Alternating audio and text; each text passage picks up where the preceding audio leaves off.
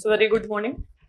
So today we'll be discussing the current affairs from these topics. Okay, so you can see on the board, first 9 topics are from mains perspective. Okay, so we'll discuss them in detail. Then rest of the topics will be covered from prelims perspective, right? So, but as I think like B12 students are attending for the first time, right? So I'll make it simple for you people. So we are covering current affairs from 14th November to 22nd November. So last week current affairs especially, and I'll introduce you to the GS subject relevant also.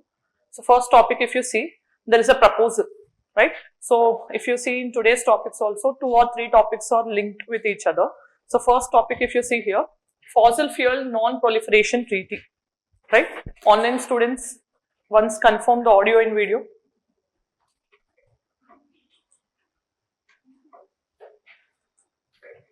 Right. So first topic, if you see, this is important in the context of environment in GS 3.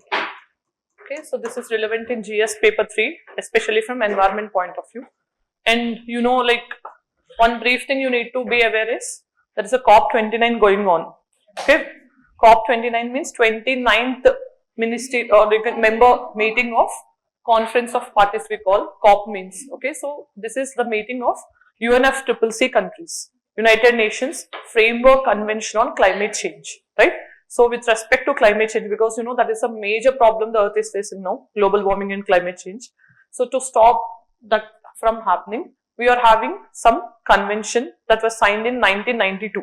Okay, so from then every year members of that particular convention are meeting at different places and they're discussing how to fight against climate change. So this year, every year in November, December, it will happen, right? So this year is the 29th summit, COP29.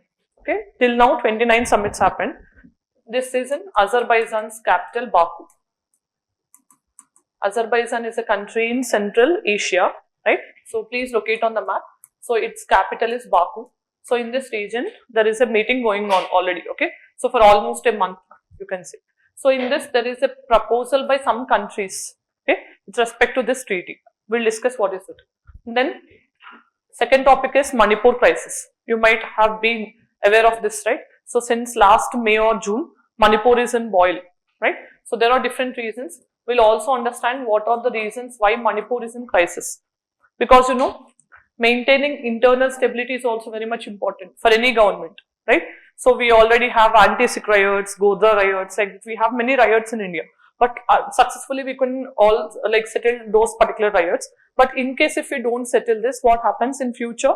It may trigger many other problems also, right? So that is how we'll understand what is the reason for Manipur violence. So what has caused all this trouble in Manipur and what is the recent reason also? What are the possible options before the government to settle this particular issue also we'll look into. This is important from GS2 polity point of view. And then CAG's report, Controller and Auditor General. This is a constitutional body.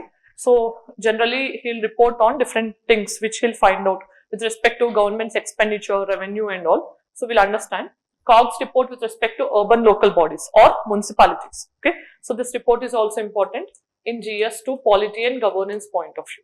Right. Then fourth is G20 summit in Rio de Janeiro. So G20 is an international platform of developing and developed countries. So every year they meet also. Last year it happened in India itself, in Delhi. We hosted for the first time, but this year it is happening in Rio de Janeiro. So we'll see what is the importance of G20 as a grouping and what are the major outcomes of this recent summit. Okay, it's the 19th summit of G20. This is important in IR, GS paper 2 IR. And next topic is new collective quantified goal. So this is also related to environment, GS paper 3. Okay, so this is also related to climate change, COP29 only. There is a discussion going on. Then sixth topic is civil servants and social media. Recently 2 IAS officers got suspended in Kerala, especially for misuse of social media and all, right? So we'll understand, is there any mechanism, okay, so which is maintaining some code of conduct for the civil servants or not. So what should be done? Whether we should advocate the use of social media or not, because These type of questions are common in GS4 of your ethics paper. They can ask you, right? So giving a situation, in this situation, if there is a misuse, what should be done from the government side? So we'll understand that as well. So GS4 ethics. And then seventh topic is air pollution in Delhi. You all are aware, right? So Delhi is always a smoke chamber, right? So we'll understand what are the reasons and what are the mechanisms taken by government to curb the air pollution in Delhi. This is also important from GS3 environment point of view. Then AFSPA. So this is important in the context of GS3 internal security. So when there is some law and order issue, sometimes governments are resorting to implementation of AFSPA in one particular region to make it normal, right? So we'll understand what is AFSPA. Then ninth topic is Tsunami Ready initiative by UNESCO, right? So recently few villages in India, especially from the state of Odisha, they were declared as Tsunami Ready. We'll understand what is the main benefit if any village is certified as Tsunami Ready and what are the major things part of it. Then these are important from prelims point of view. First one, if you say Global Energy Efficiency Alliance. So this was also a recent outcome, or you can say one of the country which is participant to COP29 in UNFCCC. They have initiated this particular alliance. Okay, so we'll understand why they have initiated, what will be the objective, and what is India's role in it. Okay, whether India have joined or not. Then long range hypersonic missile. So this is important from S&T point of view, especially defense technology. So they'll ask you the features and what are the main differences and all. Next 12th important topic is Guru Ghasidas Tamor Pingla, okay, Tiger Reserve. So this is a recently notified tiger reserve in India, 56th tiger reserve. So we'll understand what is its features and all. Next, One Day One Genome Initiative. So this is part of S&T Biotechnology, who initiated, why they are going for One Day One Genome Initiative, and we'll understand more features. Then PM recently made visit to some few African countries like Nigeria, Guyana, right? So we'll understand in this context of Nigeria. And GSAT N2, S&T point of view, this is also important, right? So these are all the topics which we are going to discuss for this week, right? So now let us start with the first topic. If you see the first topic, fossil fuel non-proliferation treaty, right? As I just told you, to fight against climate change. So first, one simple thing we have to do is, we have to change, or we have to transit from fossil fuels to renewable energy, right? So fossil fuels are nothing but coal, petrol, diesel, natural gas, these type of things, because they emit large emissions of carbon dioxide, which can increase again global warming and climate change. So for that reason, we need to transit from these fossil fuel sources to renewable sources like solar, wind, etc. Right? So in the transition, this treaty is going to play a major role. So this was actually launched in 2016 itself, right?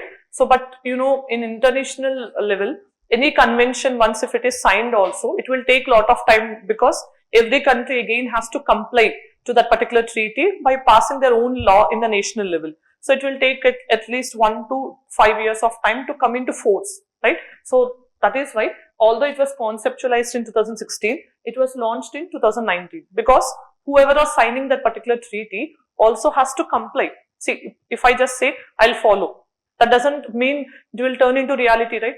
I have to make some things for myself. So how I'm going to comply to that particular treaty also should be evident by that particular country. So that is what we call it as ratification. Just signing means we are giving our consent. After giving consent, I should also give what I'm going to do for complying that particular treaty. That is what ratification, right? So this happened, and that is why there is a 3 years gap, right? So first let us understand what is non-proliferation. Non-proliferation means to prevent the spread of one particular thing. Okay, non-proliferation means we don't want spread of some particular thing. What is that we don't want to spread? Fossil fuel usage, right? I told you what is fossil fuel: coal, petrol, diesel, natural gas, anything which emits carbon emissions or harmful pollutants into the atmosphere, which can increase the global warming and climate change, is what we are going to prevent, right? So this was actually planned on the lines of NPT. NPT means Nuclear Non-Proliferation Treaty. You know, nuclear weapons are there, right? Some countries, especially P5 countries. P5 means permanent 5 countries to UNSC, United Nations Security Council, right? Who are all P5 countries? US, Russia, China, France, and UK, right? So these are 5 countries, okay? And these countries were only allowed to hold nuclear weapons, right? So this treaty, NPT, came into force in the year 1970, right? So they said whoever all possessing nuclear weapons before 1970 are considered as nuclear weapon states, and no another country or no other country than P5 is allowed to possess nuclear weapons. That is what the clause they have inscribed into NPT, right? So because of this discriminatory clause, see, they are allowing those countries who are already having possession of nuclear weapons before 1970, and they are saying any country who holds the nuclear weapons after 1970 cannot be allowed to be recognized as a nuclear weapon state. So India feels that this is discriminatory. Why only few countries are allowed to hold, right? So why India has actually developed nuclear weapons? India doesn't want that recognition. But as in after 1962 China war, in 1964 China has tested its nuclear weapon for the first time. If China has nuclear weapon, that means it is immediately in the India's border. They may target India at any time, right? So for that reason, India was also forced to conduct nuclear tests with the name Operation Smiling Buddha in 1974. Then we have conducted Operation Shakti in 1998, Pokhran test we call, right? 2 tests we have conducted. Why? Because it is immediate threat to India. If China is having nuclear weapon and if you are unarmed, right? China thinks it is easy to attack. But if you have nuclear weapon, if China attacks you first, they very well know, even if we attack first, China will understand that India will retaliate with nuclear weapons because you already have the technology of nuclear weapons with you. If you are already injured, definitely you will try to strike another country or another enemy, right? That is why India also was forced after China has launched its nuclear weapons for the first time in 1964, right? So, but if you see here according to the treaty, India's journey is after 1970, right? So, but according to P5 countries and the NPT rule, these countries like India and other countries were not allowed to be recognized as nuclear weapons. So, they thought this is discriminatory, right? So, and it is also not in line with your sovereignty. Because see, those countries are allowed and you are not allowing another country means you have to forcefully shut down your nuclear weapons. But if you are forcefully shut down your nuclear weapons and all these things in line of against your national interests and all, that is definitely a violation of your sovereignty, right? Sovereign country means you have complete independence to choose or to decide whatever the things you want for the domestic welfare. Yes or no? So for that reason, India did not sign NPT. Very important, you have to keep in mind. Although objective of the treaty is good to stop the spread of nuclear weapons, but the main discriminatory clause which India is always raising is not acceptable for India. That is why India did not sign NPT, right? So how we have this NPT for nuclear weapons? Same on that line only. Many countries now, especially small developing countries, are asking same type of treaty for fossil fuel non-proliferation also, right? Taking inspiration from NPT. Why small developing countries or island countries are asking? Because if climate change happens, then who is going to be the first victim of the world? Island countries, right? So many Pacific island countries, if you see in the map, okay, so I don't know how many of you have Atlas with you, but if you have Atlas, please open and share with your friends. So when I just refer to any country or location, please do point it out there. It is very much important. Otherwise, open in your mobile phones and just check it out.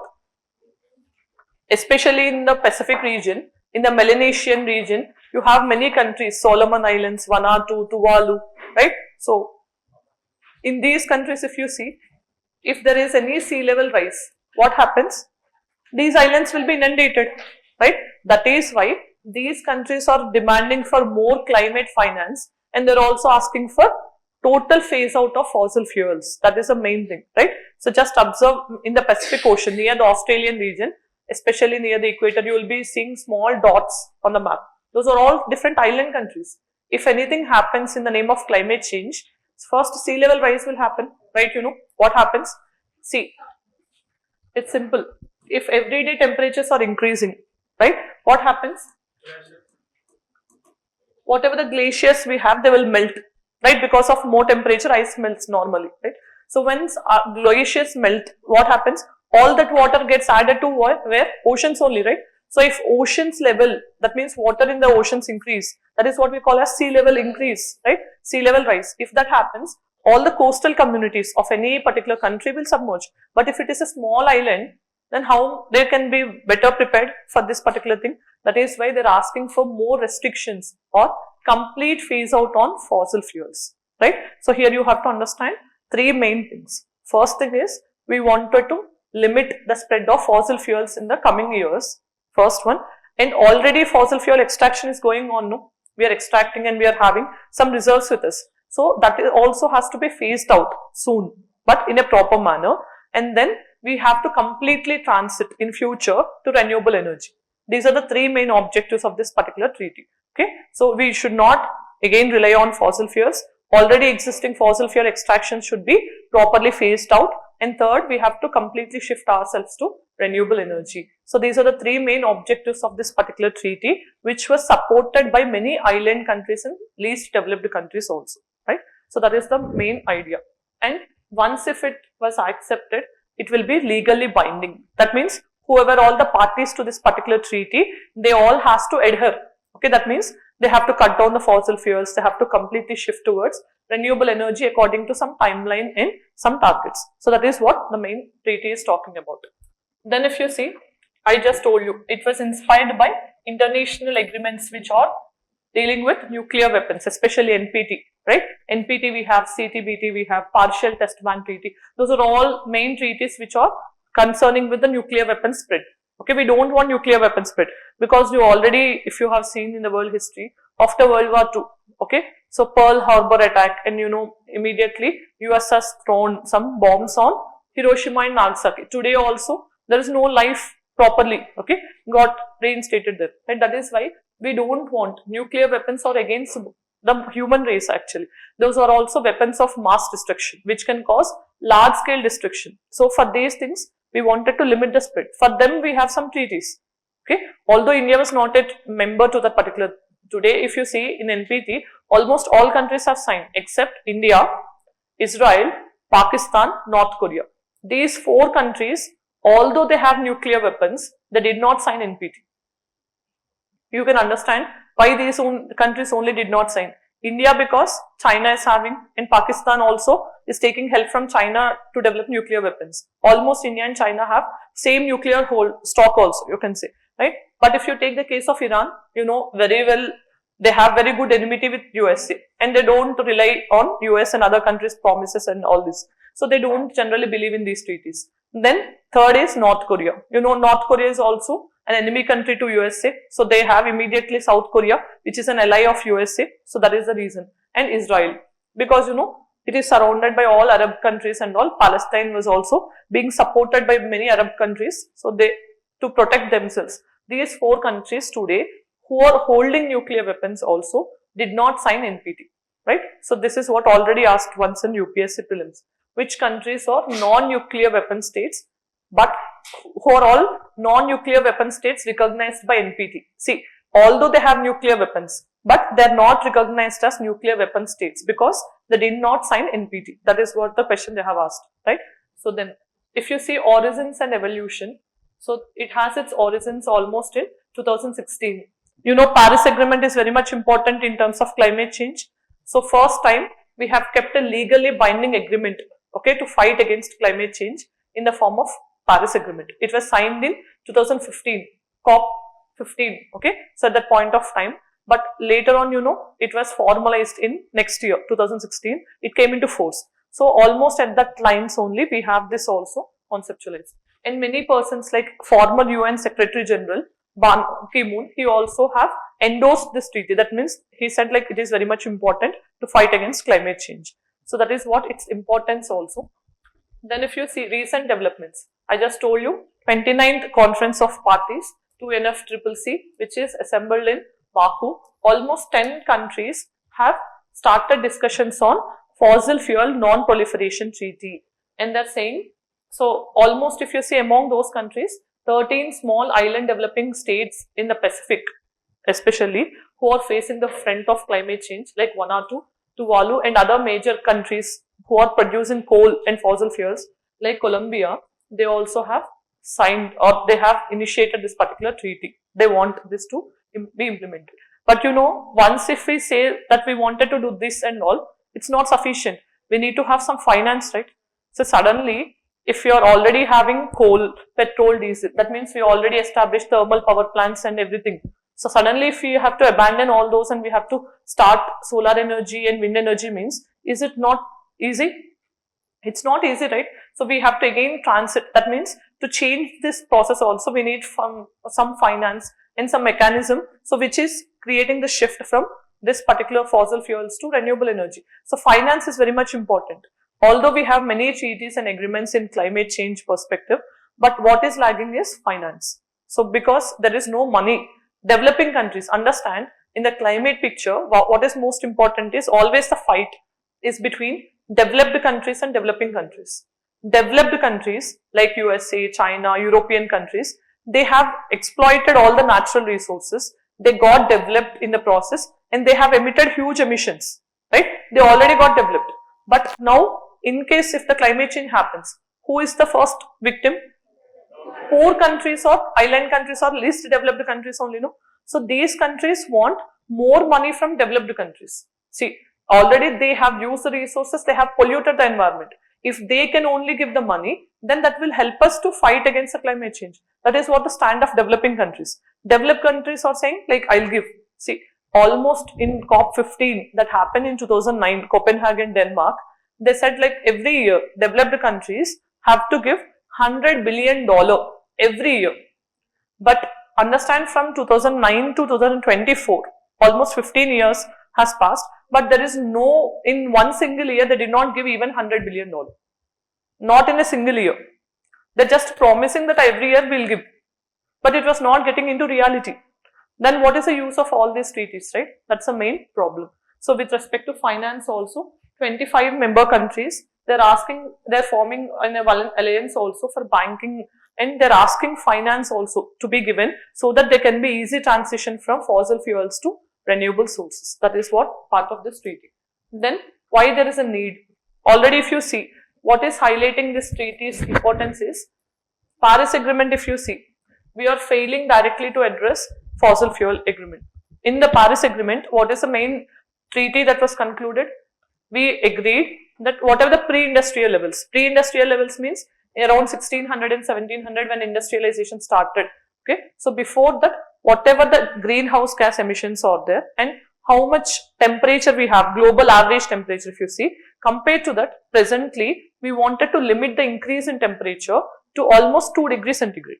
See, pre-industrial levels lo enta temperature undo, global average temperature, danikante ippudu unna temperature ane 2 degrees kante ekku peragudadu. 2 degrees అనేది 1 year ఒక్క country కాదు, global average I'm talking about, right? So 2 degrees కుదరినప్పుడు at least 1.5 degrees లోపల మనం దాన్ని limit చేయాలి అనేది Paris agreement యొక్క target, right? So but what actually happens? If you see, there is already almost 3 degrees centigrade increase in the global average temperature. If we just keep a target and if we don't have proper financing and if we don't properly implement the agreement and the objectives, then what happens? It's not easy for implementing this particular agreement, right? What is of having use of any Paris Agreement which is legally binding and it is giving some targets for all the countries? No use, right? That's the main problem. So first thing is, although Paris Agreement is saying that we have to limit global average temperature rise by 2 degree or 1.5 degree, there is no specific mention about how to phase out fossil fuels, right? So to specifically talk about fossil fuels, there is a need for another treaty in the form of this particular agreement. Along with, if you see, compared to Paris Agreement, already there is 8% higher emissions. When you talk about Paris Agreement, which happened in 2015, from that if you compare presently also, 8% increase in the emissions was noticed. That means every day emissions are increasing but there is no decrease.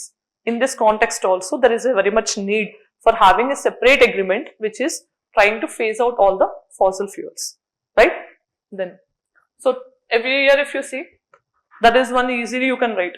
Okay, Last year, if you see, according to World Meteorological Organization, State of World Climate Report, that is what they generally release every year. So every year will be the latest hot year in the entire history of the earth.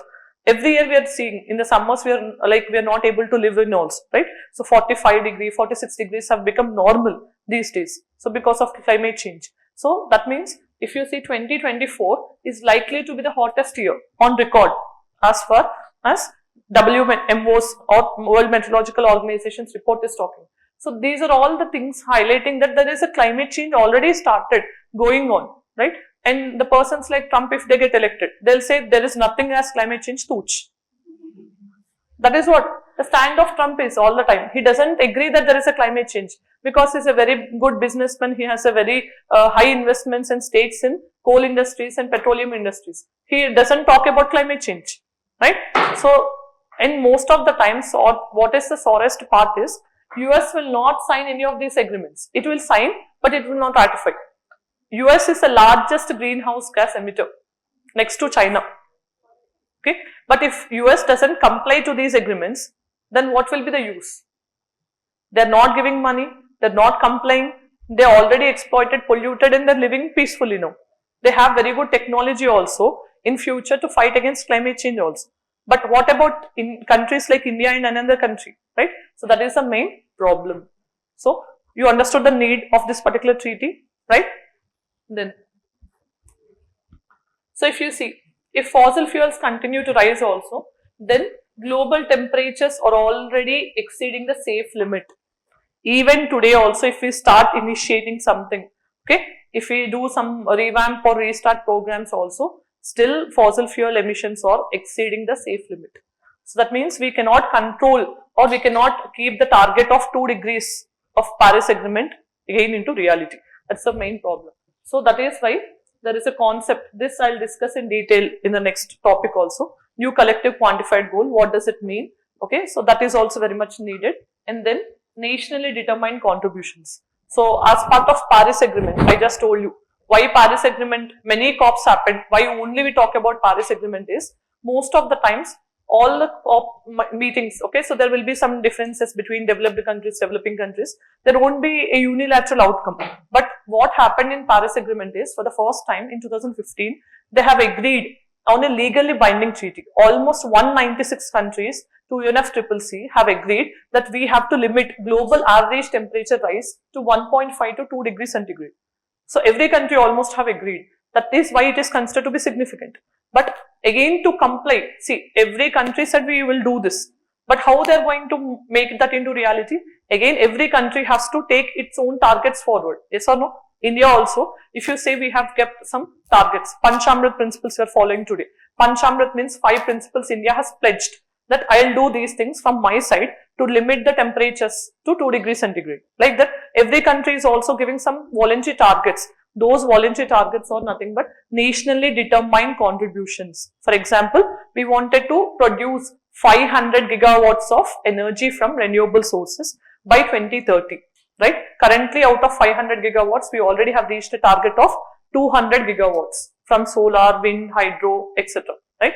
At the same time, we will reduce the carbon emissions by 33% compared to 2005 levels. We also wanted to achieve net zero by 2070. Like that, we have kept some targets. So those targets which every country who have signed Paris Agreement kept to meet the temperature within 2 degrees centigrade is nothing but nationally determined contributions. INDCs we call, intended nationally determined contributions, right? So that is a major outcome of Paris Agreement. Why it is important? These type of questions can even be asked in interview, right? So because they'll ask you specifically in case why many COP meetings are happening, why only we talk about Paris Agreement.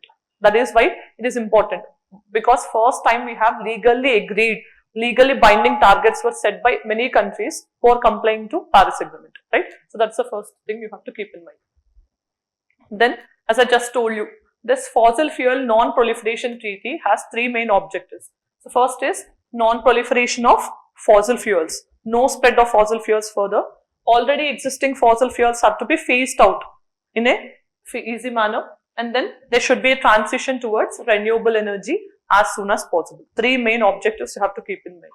And then What are the challenges? I just told you, to implement this particular treaty, main challenge is finance. So there is no equitable distribution between developed countries and developing countries. At the same time, we are also focusing, see, developing countries cannot transit to renewable energy or cannot mitigate without having any money, because developing countries already have many problems before them, like poverty, hunger, many things. So we cannot completely divert all the money towards climate. We have many things to be addressed, whereas developed countries, they already got developed in the name of emissions only, right? So that is the main challenge. So what is India's position? Is India part of this treaty or agreement? Means, as of now, India did not actively engage in this particular agreement or treaty, but it is in India's interest if they join. It is well and good, because we will also have some targets, right? So how you people will be pushed by any, like if you have some targets given by your mentors and everything, you have to push yourself, right? Same is the case if you join this particular treaty, there will be some bindingness. We have seen legally binding, no? So that means it will comply India also, or it will push India to again phase out fossil fuels in a time bound manner towards renewable energy. That is the benefit. But as of now, India is not actively engaged in this particular treaty and its discussions, because India's fossil fuel use also, if you see, it has increased by almost 5% in this year itself, 2024. Okay. So that is what you have to keep in mind. So please answer this question in case if you can.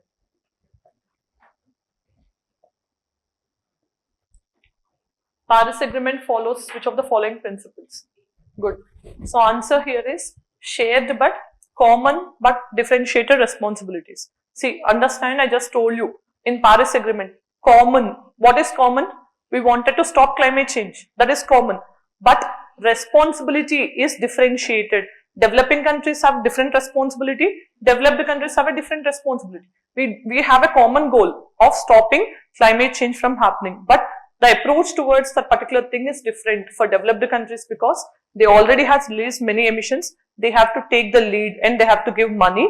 But developing countries cannot give that much money as they are in the stage of development itself. So the main principle agreed in Paris Agreement is principle of shared but differentiated responsibility, common or shared responsibility. That is the answer B, right? So this is what you have to keep in mind. So next topic, if you see, Manipur crisis. First thing we have to know is what is the location of Manipur. This is a small Indian state, okay, so which is having border with Myanmar. So please locate in your atlas or otherwise see on the map also. See here you have long border with Myanmar, where Manipur, Nagaland and Mizoram along with Arunachal Pradesh, okay, 4 states in India are having border with Myanmar, okay. So among them Manipur is also one state. So if you see, all this started in 2023, right? So why it happened and how it started is the main thing which you need to know, because these type of questions can be asked. And in the recent times, we did not have large scale riots, especially in any Indian state after 2010 and all. So this is becoming a boiling issue all the time, right? So first thing we have to understand is why there is a conflict and who are the parties to the conflict, okay? So first let me explain. There are 2 different groups in Meiteis and, like you can say, versus Kukis. So the Manipur violence is mainly because of ethnic conflict between these 2 groups, right? So first let us understand these Meiteis, okay? So these are the original inhabitants of Manipur, right? So right from Manipur, when it was a British protectorate or it was a princely state before independence also, Meiteis are the actual inhabitants of this particular land, right? But what about Kukis? So they were not part of actual Manipur, right?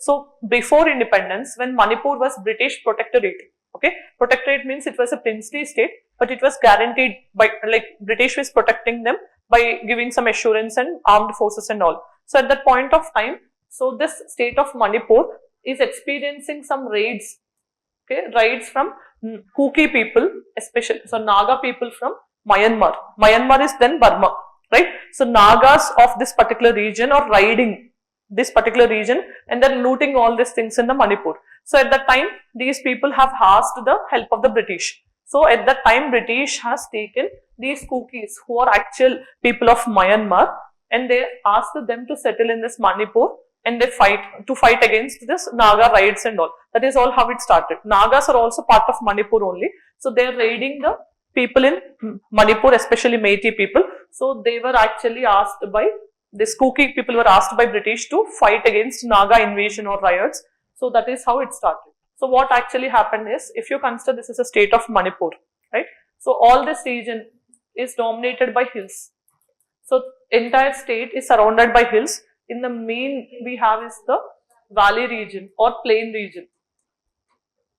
Valley or plain region, okay? So geographically if you see, this is only 10% and this region is almost 90% of the Manipur's geography, right? So what actually happened is, these Meiteis who are actual inhabitants, they are living in this particular region, okay, plain areas or valley regions, and here the hilly areas are actually populated by Kukis and Nagas also.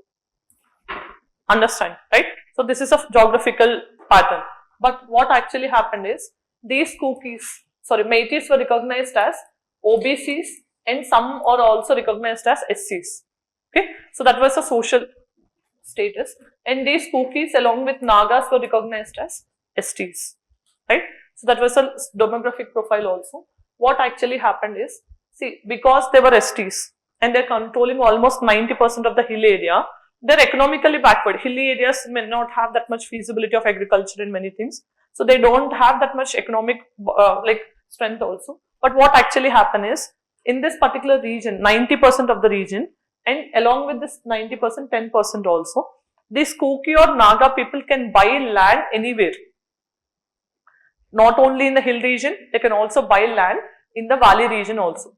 But Meiteis who are living only in the 10% region cannot buy land in the hilly region. They were not even recognized as STs also. They can only buy land. They can only buy land within that particular 10% valley region only. So that is what creating some disturbances between two people, right? First one. And then second, what is the immediate trigger in the recent times is the ST status, right? Meiteis, because see, agriculturally they have some benefit because they are living in the valley region or plain region. At the same time, if you see, these people already have OBC status because they are economically some forward due to agriculture and living in the valley region and their original inhabitants and all. So they have some advantages for themselves.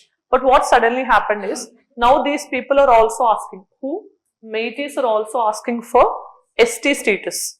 Why they are asking for ST status? Not only for getting reservations, but they want that indigenous tag. What is indigenous tag? Indigenous means who are the original inhabitants, right?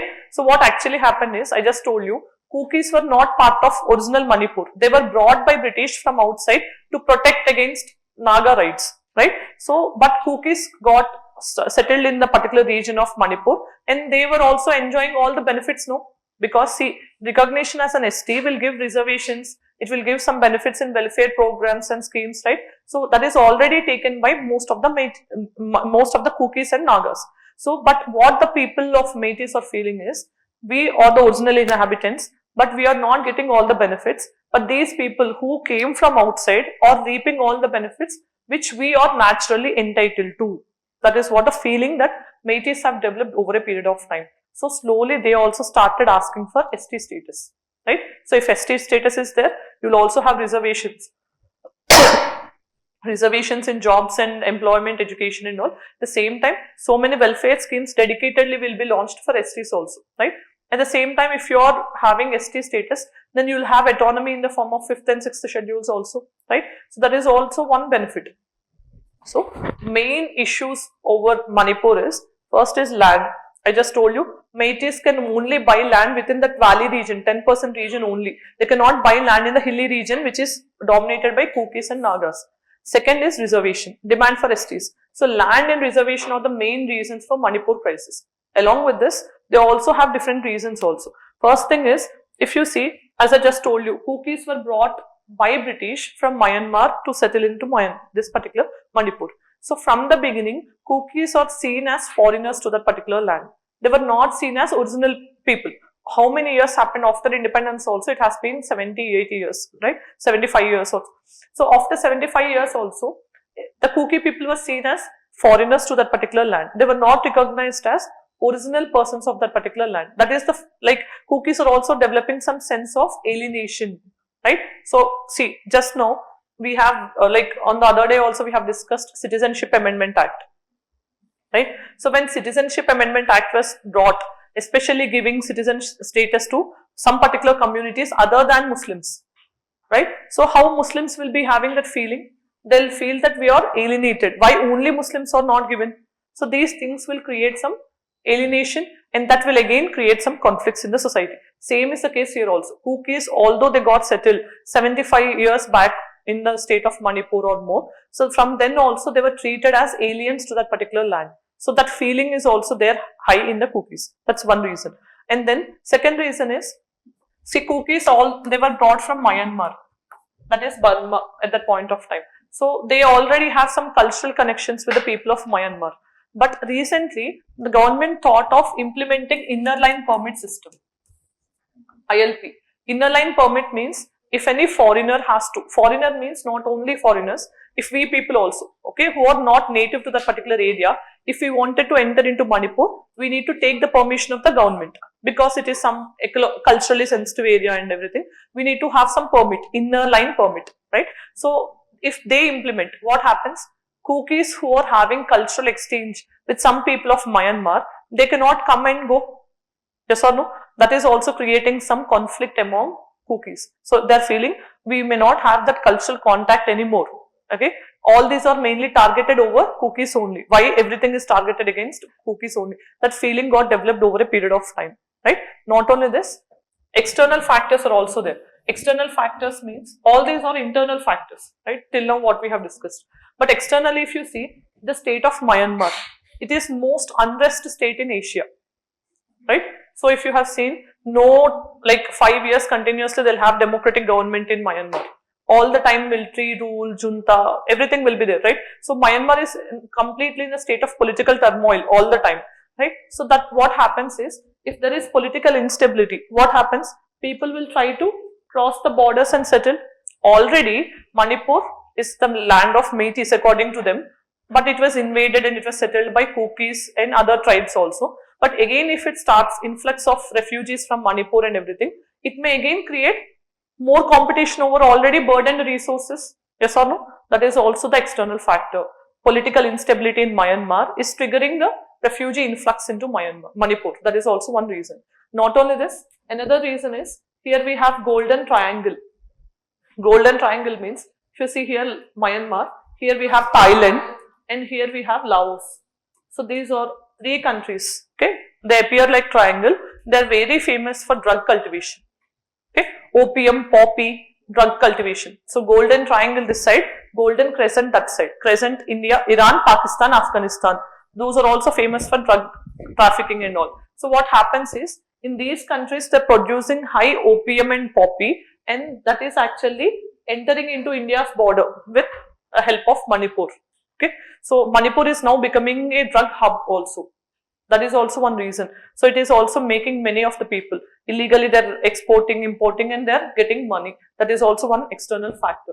Like this, many factors are actually contributing to Manipur crisis. So you understood what actually happened. Last year, especially, first what happened is Kukis especially had ST status, and Métis who are already having OBC and SC status started demanding for ST status. So then what happened is, Manipur High Court at that point of time, they said like, please examine the possibility of giving ST status. That's the only order. They said only examine the possibility. They didn't say to give ST status also. Just by giving that possibility also, entire protest started. By whom? Kukis and Nagas. They thought if ST status is given, their division also gets widened, right? So there will be more competition in their own resources and everything. So they started revolting against this. So that actually has resulted in some conflict, and almost for 1 year you have seen Manipur is an entirely boil. Okay, many countries also have commented with respect to India's political instability and all.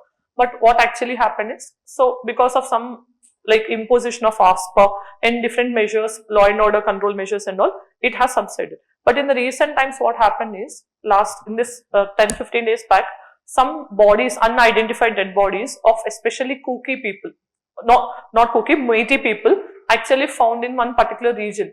Okay, so especially out of those 6 dead bodies, 2 were children. After seeing these, again Métis thought it is the main job of Kukis. So they started invading and attacking the regions of Kuki dominated areas. So in that way again they started retaliation. In that way again Manipur violence started now in the recent times. But for this particular issue, what is the solution you suggest in case if they ask your opinion?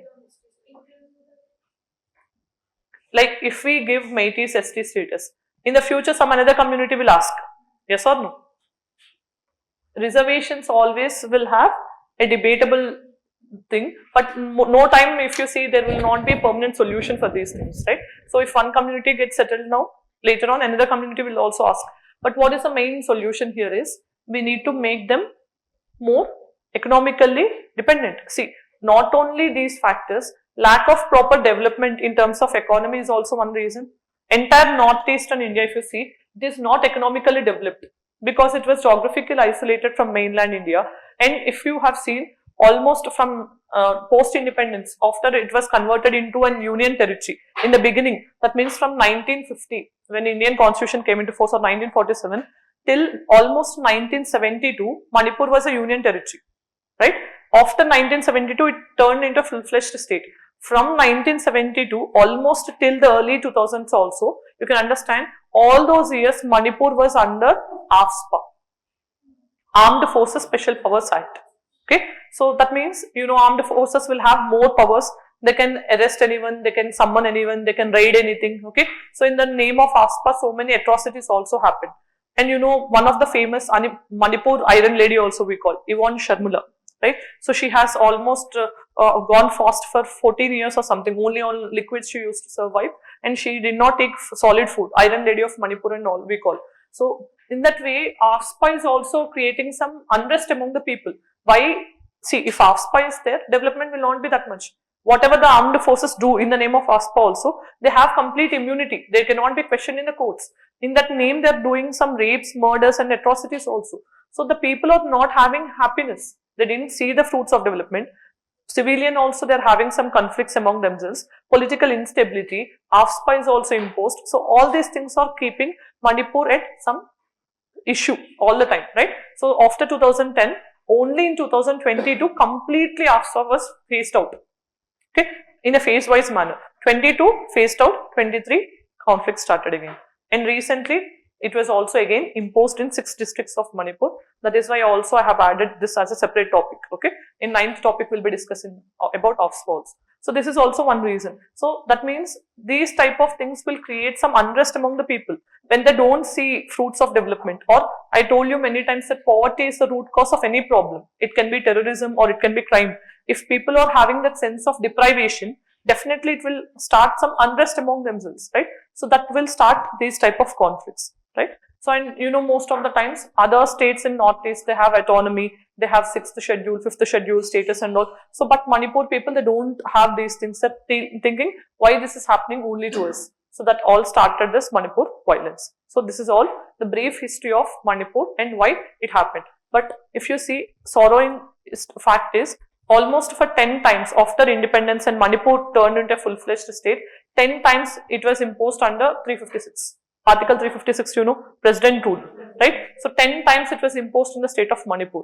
but still we couldn't see the notable difference, right? So that means imposition of president rule is not only the option in Manipur. So we need to see, if we are saying like we need to stop drug cultivation or everything, we need to show the other alternative, right? For example, if you see in Tamil Nadu, Shivakasi industry is there, firecrackers and everything. So every year 1 or 2 major incidents will happen and at least 5 to 10 people will die.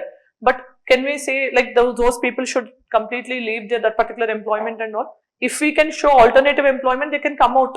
Or manual scavenging, if you take. Manual scavenging also, there is a prohibition. But if you don't show the alternative employment and if you ask the people to completely leave that particular profession, how can they live, right? So that is also one thing. That means economic development is very much important. That is why if you see government interventions is Act-East policy. In IR you will be studying, right? Act-East policy is not only aiming at India's relations with Asian countries, in which Myanmar is also a member, but we also wanted Northeast to get developed, right? Because to connect with Asian countries, sea route is not the only route, land route is possible only through Northeast. So that means if we develop Northeast, then we can strengthen our relations with ASEAN. Asian countries are also having border with China.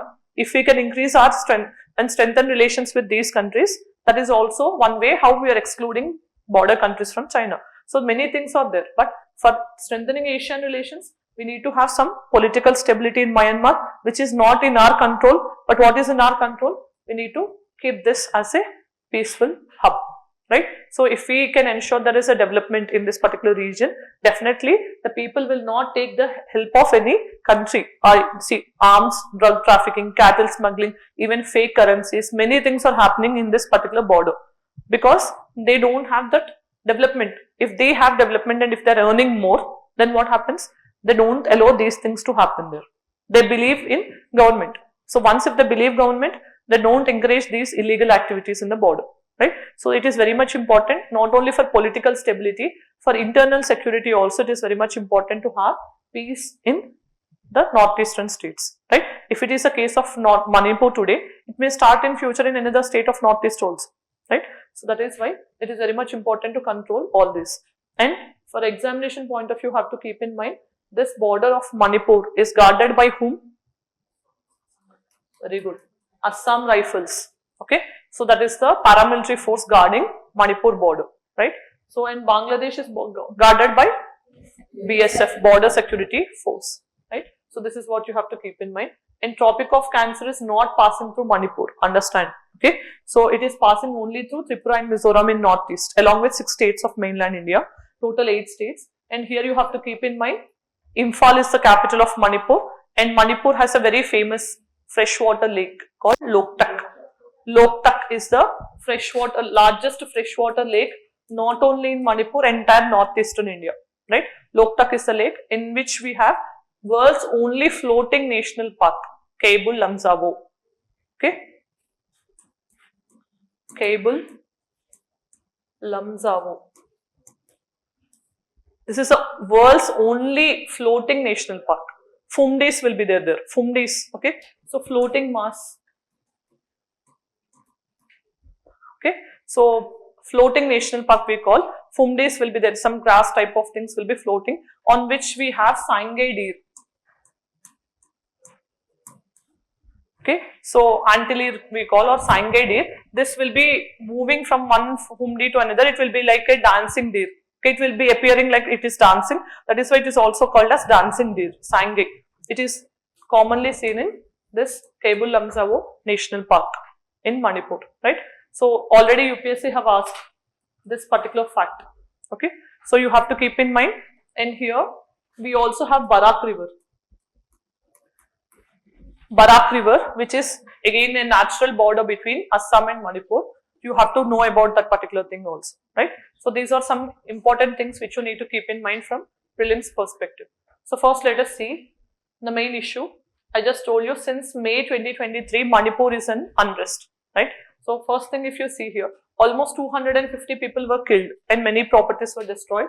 Along with, if you see, unlike insurgencies, insurgency is something where they will take external help and they'll create some law and order issue in the country. But here, if the main problem, if you see in Manipur, it is between the people itself, right?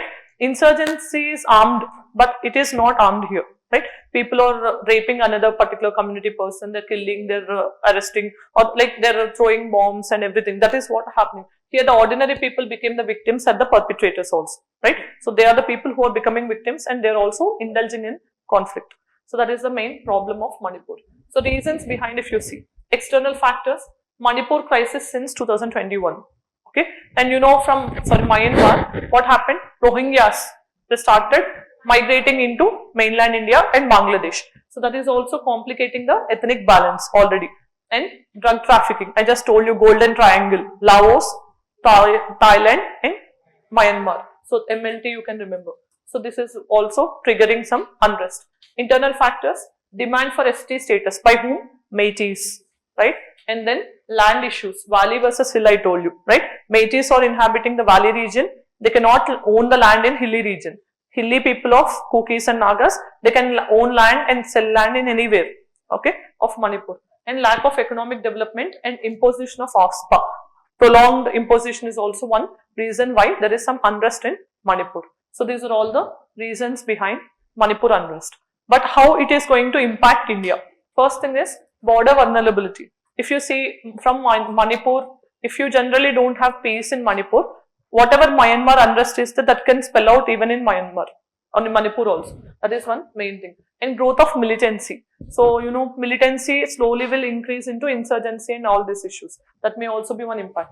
And strained relations with neighboring countries like Myanmar also, we don't recognize the military rule, right? So, India doesn't recognize military rule in Myanmar. So, we don't have good relations, and hindrance to economic development, and it is also becoming a challenge to India's Act East policy. Okay, the beginning was Look East policy. Look East is a policy initiated by P.V. Narasimha Rao, who was the then Prime Minister in 1992. That means we have to look towards East Asian countries or Asian countries. But later on, in 2015, the current government has renamed it as Act East policy. Not just looking at the East, we have to act something, okay? So, for achieving this particular policy, we have to have development in the Northeast, very much important. Then, many human rights violations are also happening. So, these are the important impacts of Manipur violence on India. So, any doubts so far? Okay. Next topic is Controller and Auditor General's report on urban local bodies, right? So, first thing you need to know who is a CAG, why we need. Not only because of this, recently if you have seen, CAG newly was appointed also, right? First Telugu person became Controller and Auditor General, right? So, you know, like he is like a person who will audit the revenue and expenditure of the government, because, you know, once any government, if they see in the central level or the state level, if they wanted to spend any money, they have to get the authorization of the parliament or the state legislature. But after getting the authorization, see, like you people will ask pocket money and everything from your parents, right? So suddenly, if you generally take 10,000 rupees every month, but if you suddenly ask 50,000, will your father and mother ask you why, what is the reason and all? And they'll also find out how did you spend that particular money, right? So that is the role done here in the context of Indian economy and public finance also by Controller and Auditor General. Although he is doing post-mortem work, that means after the spending is done, Controller and Auditor General is going to audit both center and state finances. For both center and state, there is no separate state CAG. Okay, for state and center, only one office is there, that is Controller and Auditor General. So he is the person who is also head of Indian Audit and Account Service. Okay, so like you people are aspiring for IAS, there is also one service in UPSC. Okay, that is Indian Audit and Account Service. So he is the head of this particular department also, right? So this is a one-member body only, but there will be staff who is supporting him. So first, you have to understand this is a constitutional post. Constitutional post under Article 148 of Indian Constitution. 148 talks about Controller and Auditor General. So what is the main role? So he has to audit both central and state accounts. Okay, so that means how, see, you know, generally there will be three funds and public accounts. Okay. So first one is contingency fund. Contingency fund means, for example, as I just told you, let us talk about consolidated fund first. Consolidated fund, if you see, any money government wants to spend, okay, so should come from consolidated fund of India. Every rupee also, if they wanted to use, they have to get the approval of parliament. Only if parliament approves, then only executive or the government can withdraw that money from consolidated fund and they can use for that particular purpose. But for example, in some situations, there is some urgency and parliament is not in sitting and it did not pass on the particular bill. Then what happens? You have to take the help of contingency fund. Okay, so that means unforeseen situations or in an emergency situation, you can take money out of contingency fund of India, which is kept under the president. Okay, finance secretary will generally monitor it. So, but what happens is it will be kept under the dispersal of President of India. So, with President of India's permission or approval, we can withdraw the money. Almost 500 crores, 1000 crores of money will be kept as part of that. So, we can use it for disasters or any unforeseen situations. So, that is one. Consolidated fund means every money that Government of India earns and it uses also has to come in out of Consolidated Fund of India. Same is the case in the state level also. Consolidated Fund of the state. Second fund is contingency fund. For unforeseen situations, we'll keep some money minimal. Okay, so like emergency situations. contingency fund, and this is for public undertakings. Okay, public undertakings means any money like what you pay as a fee, penalty, fines, commissions, what government will earn, or sometimes you'll also save something, so saving schemes and interest, no, senior citizens interest schemes or small saving schemes will have, no, all that money will be kept temporarily with the central government. See, if you see, this money will be paid again on demand. That means it is not compulsory with the government. So, but what happens is, with respect to these things also, there has to be some audit. How much government is getting and how much they have spent, for what reason they have spent. Did they waste any money, or is any misuse of this particular money? All these things have to be checked. Who is taking this? The Controller and Auditor General. Okay. So, first understand, this body was actually borrowed from UK. Okay. From UK Constitution or Britain Constitution, we have taken the office of Controller and Auditor General. But the name is important. He is only confining himself to auditing of the job, right? Controller means a person who will also check the financial prudence before only. But in UK, if you see, before he is actually like giving the permission, even if the permission is given, then only he can, like, see, this person, if he gives permission only, any government can withdraw the money. But in Indian case, he is not doing the job of controller. He is doing only the auditing job, right? That is why in India, he is not completely the Controller and Auditor General. The name was taken as it is. But in UK, before the spending only, he has to give the approval. But in Indian case, it is not the case. After spending, he is just checking whether they have spent it actually for that particular purpose, or is there any financial irregularity, or these things will be checked by the Indian Controller and Auditor General. That's the main difference, right? So then, if you see here, we just have to understand in the context of this particular article, what main highlight of the report is. Almost municipalities, urban local bodies we call municipalities, they are getting only 32% of the money or the income from own revenues. Own revenues means to some taxes like property tax, professional tax and user charges, etc. They are getting only 30%. That means rest of the 70% of the money, they are depending on central government or state government. And you know, most of the time states or center will not devolute money that easily. If that money is not coming, then how the main purpose of urban local bodies or local self-governance will be met? Yes or no? The main problem is why we have created third tier of government below the central and state governments. Democratic decentralization. That means we want the decision making at the local level itself, so that people will be the decision makers. They will decide what is good for themselves. But the third tier can be effective only if they have proper money with them. They can ensure housing, sanitation, electricity, water supply, all these things can be done properly. But without these things, there won't be any result. But for these things to be done, you need to have money. That money is also not there. Only 30 rupees in case of their income is earned by their own revenue sources. Rest of the money is actually either depending on the central resources or the state resources. So that is what the highlight of the COG report. Very important, you can write this in the answer related to municipalities and panchayats, right? Then if you see, let us first discuss about Controller and Auditor General. So, as it is a constitutional post, it was mentioned under Article 148 of Indian Constitution, and 149 also talks about what are the duties of the COG. Okay, so normal duties is auditing, right? So, with respect to public accounts, or even in the case of consolidated fund, contingency fund, and also sometimes some public sector units also will be audited by Controller and Auditor General. Okay, specifically some who are all actually authorized by government, and local bodies also will be audited by Controller and Auditor General. So those are the duties of the Controller and Auditor General. But sometimes if President of India asks him to do any other thing also, that may be done by Controller and Auditor General. So all this will be there in Article 149. Then how many days or how many years he has the post? Means 6 years from the day of occupation of the post, or until he gets 65 years. 65 years is the earlier limit, or 6 years. Either of them will be the condition. So then how he can be removed?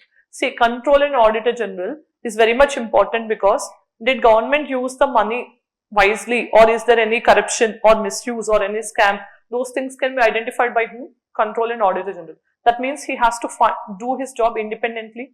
Yes or no? So to maintain his independence, if it is becoming easy for a person to like for example, if he is removing or he is getting removed from that particular post easily without proper majority, then it is not ensuring his independence, right? So for that reason, we have inscribed a procedure same like a removal of a Supreme Court judge. Supreme Court judge can be removed by parliamentary motion approved in both houses along with the presidential consent with special majority. So that is why we are making it difficult also. If it is not made difficult, easily executive with having majority in the Lok Sabha, sometimes it may also have majority in the Rajya Sabha, it can easily remove Controller and Auditor General if they find out some irregularity. That is the reason same procedure like Supreme Court judge removal is ensured for the CAG also. Then who is going to appoint? President of India, right? So if you have seen recently Sanjay Murthy, he was administered oath by President of India. Then what about his salary? Keep this in mind, any constitutional post which is ensured independence in terms of its functioning is generally given salary in all conditions set by the Parliament of India itself, right? Because otherwise what happens, if government is altering, if they are doing in favor of government, they can increase the pay. If they don't work in the favor of government, they decrease the pay. That should not actually happen. So that is the reason it was kept with the ambit of Parliament. Parliament will decide how much will be the salary, and once if he occupies, after his office, you cannot decrease the salary, and everything will be paid from Consolidated Fund of India. Okay, so in this we'll have made expenditure and charged expenditure. I just told you, in Consolidated Fund also, every money that government earns and every money that government spends also comes out of Consolidated Fund. But why we are ensuring CAG and other bodies like Supreme Court and High Court judges or UPSC members, Election Commission, why these persons are given money out of Consolidated Fund is, in this made expenditure is what? Voted by Parliament. Okay, it will be voted and discussed in the Parliament also. But charged expenditure is generally used for bodies which need to maintain their independence. So for them, if they are actually discussed in the Parliament, and if what happens, most of the times they will discuss and they'll decrease the salaries and everything. That is why without that we have just made charged expenditure, so that simple voting will happen. Okay, the voting will not actually happen, only discussion in case if it is required, that can happen in the charged expenditure. So that is why his salaries are actually charged from Consolidated Fund of India, right? So is that clear? Then roles and responsibilities I just told you. He'll audit the financial transactions of both central and state governments, local bodies also, and then scrutiny of revenue. So how government is earning and how much they are spending for which particular thing. Financial prudence is the main thing which controller and auditor will check. Financial prudence. For example, you know, in one particular scheme, government has borrowed 100 crores with the authorization of Parliament. But later if they found there was only 60 crores spending, government should show reason why 40 crores was not spent and how did they use that 40 crores of the money. Without this auditing, what happens? Government will just simply show that I have used all 100 crores of rupee, right? That is why this auditing is very much important. Then if you see, auditing of local bodies is also the main thing. Along with this, some public sector companies also will be audited by Controller and Auditor General, especially, okay? So like ONGC, SAIL, etc. Then, so COG, once if it reports, finally the report will be submitted by Controller and Auditor General to President of India. President will place this in the Parliament. Okay, so in the Parliament at the central level or in the state level in the state legislature. So what happened is, in 2010 at that point of time, Vinod Rai, he was the Controller and Auditor General. Because of his reports only we came to know there is some 2G scam. Have you heard about this? In spectrum allocations there is some scam. Okay, so right, 2G spectrum allocations and Commonwealth also there is some coal scam also. All these things were mainly identified on the report of Controller and Auditor General. So there are some good Controller and Auditor Generals who have actually done their job proficiently and they have unearthed so many scams. But most of the times what happens is, this person was again appointed by President on recommendations of the government only. So most of the times they will not again, okay, be politically neutral. That is also one challenge. And then this committee is important. So, you know, in Parliament, there will be some committees, especially two committees you have to keep in mind, ad hoc committees and standing committees. So standing committees are permanent committees. Okay. So in financial committees, we have PAC, Estimates Committee, and Committee on Public Undertakings. Okay. So these committees also, like Control and Auditor General, they'll also check after the expenditure is done. So whether they have done properly or not, all this financial accountability of the executive to the legislature will be held by these committees. And among them, we have is PAC, Public Accounts Committee. So this committee also will check how much the executive has spent. Okay. So if 100 crores is given, did they spend 100 crores only for that particular purpose, or did they misuse any money? All these things will be found out. How they are going to do this? On the reports of the Controller and Auditor General. That means after CAG audits once, based on his report, again PAC is going to work and investigate more into detail. That is why Controller and Auditor General is considered as friend, guide, philosopher of Public Account Committee. Based on his report, PAC will further investigate into that particular mechanism. That is why CAG is considered as friend, guide, philosopher of Public Account Committee. Right? So these are the constitutional roles of Controller and Auditor General. But now, if we talk about the report of Controller and Auditor General with respect to urban local bodies. So first highlight is there is so much of resource expenditure gap. That means how much they want and how much they have to spend. If you see, there is lot of gap here. Almost in 18 states, it was found there is so much gap between actual resources and the expenditure they have to spend. And then funding, if you see, I just told you in the beginning also, only 32% of funds they are getting from own revenue. Rest are all dependent on state or center. Then property tax collection. You know, that is also the ambit of local bodies. So if you see, they only are able to realize 50% of the claims. That means only 50% of the people are paying property tax on time. So 50% is not actually realized. Then unrealistic budgeting. So many states like Himachal Pradesh and other states, if you see, there is so much of difference in the money they're getting, almost 400% difference, and 260% or 270% difference in expenditure they're spending also, right? So that means they're showing something on paper, but what they're getting or what they're spending is different. So that is also unrealistic. Then staff shortages, almost 37% posts in urban local bodies over the report are vacant. Then recruitment autonomy. They're not having autonomy. States are recruiting and they're employing the persons. With respect to that also, they're not having enough autonomy. In 16 states, it was noticed. And low fund utilization. Almost 11 states are utilizing only 61% of the funds. That means rest of the money is unutilized, right? So what actually happens is, in the lower level, in the case of panchayats, you will have sarpanch. Sarpanch is a political post, you know, right? So in there will be a panchayat secretary also, who is recruited, right, by the state government. What happens is, this panchayat secretary will be like a officer recruited. He'll know everything. He'll be getting through recruitment by passing an examination and everything. But what happens is, that person, sarpanch, will have to sign anything, right? So if this person wants to use some money for one particular purpose also, the authorization should come from sarpanch, right? So sarpanch, he'll see for his own benefit. What is my share in that particular thing? That is the first thing. If they don't look, let us consider not all sarpanch are bad. Then what happens? There will be upasarpanch also. This upasarpanch and sarpanch will have some conflicts most of the times. So if one sign, another will not sign. So if those two persons sign only, then panchayat secretary will get the money for doing anything, right? So in that way, sometimes although money is there in the bank account for utilizing also, the money will not be actually realized because of this internal conflicts or sometimes difference of opinions between the political posts, right? So then developmental spending. If you see, only 29% of urban local bodies are doing some developmental works. So that means they're using that money for developmental spending. That is also highlight of the report. Then if you see with respect to devolution, devolution means from one source to another, how the money is getting transferred. So if you see, limited autonomy, that means very less urban local bodies are having freedom to devolute. That means they're not getting much money from the states or center.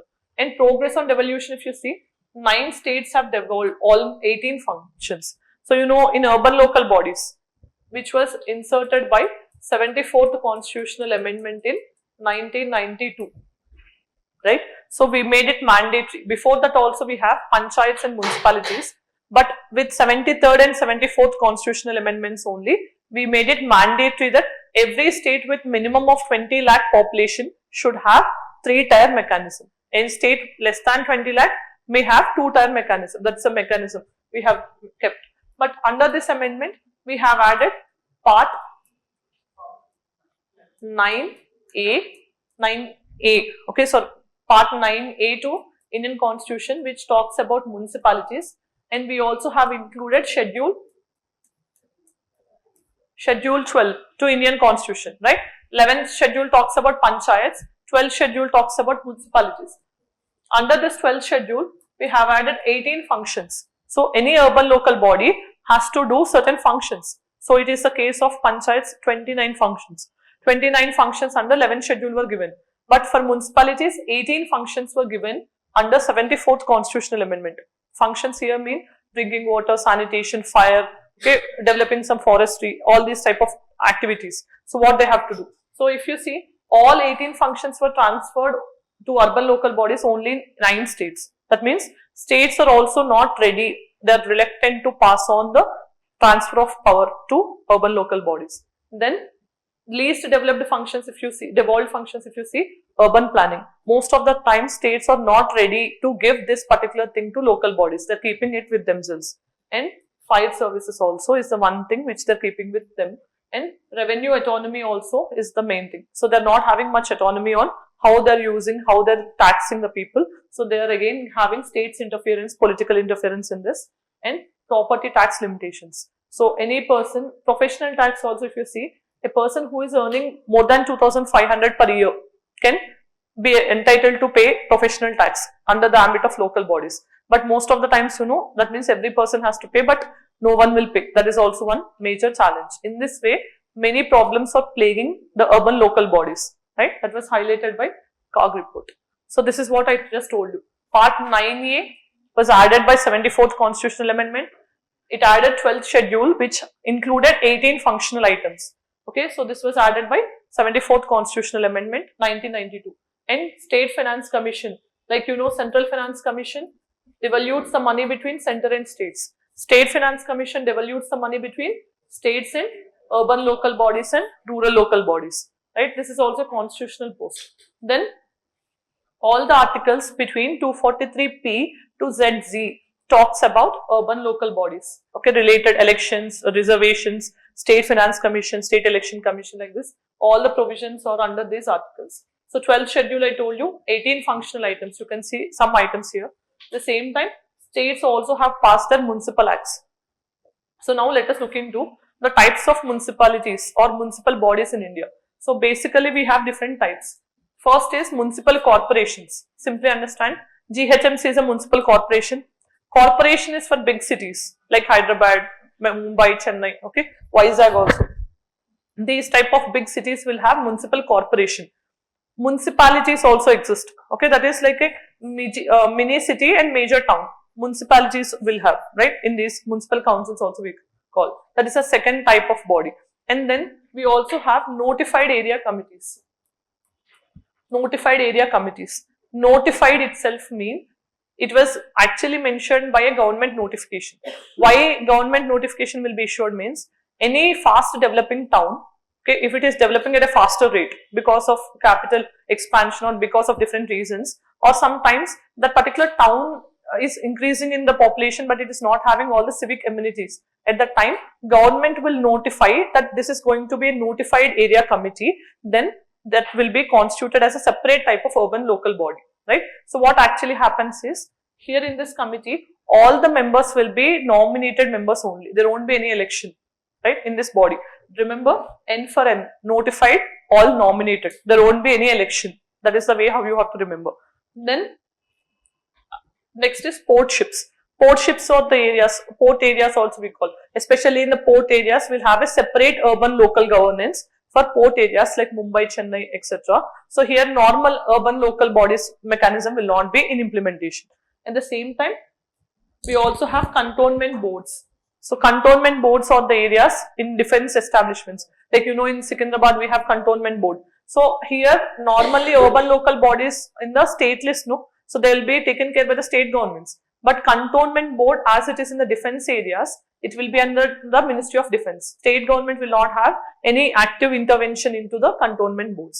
Apart from this, we also have town areas or townships also we have. Townships are those, like for example, any major public sector undertaking, BHEL or something, okay, if any major company is located, for those employees and the persons who are working, they'll give some quarters and all the colonies, no? For those type of colonies also, they'll have a separate urban local body in the name of town areas, okay, that is, or townships we call. This is also a different mechanism. In this way, 6 types of municipalities or municipal bodies are existing in India, right? So this is what you have to keep in mind. Then, what are the sources of income of urban local bodies? Means own source of revenue. I just told you, property tax, professional tax, user charges, etc., water charge, etc. These type of things. But less than 25% they're getting from their own revenue generation. Then they also get money from central government through grants, or sometimes when central sponsored schemes are getting implemented at that time also they can get. But here more than 75% is generally coming from central only, and states, if you see, they are also giving some grants but very less, because see, central has to devolve to the states have again to devolve to the local bodies or the urban governments, right? That is why there is very less money coming from the state governments. So they don't generally get from center also can contribute, or states also can contribute. This is how that is working out, right? Then answer this question. Only 2. Why not 1?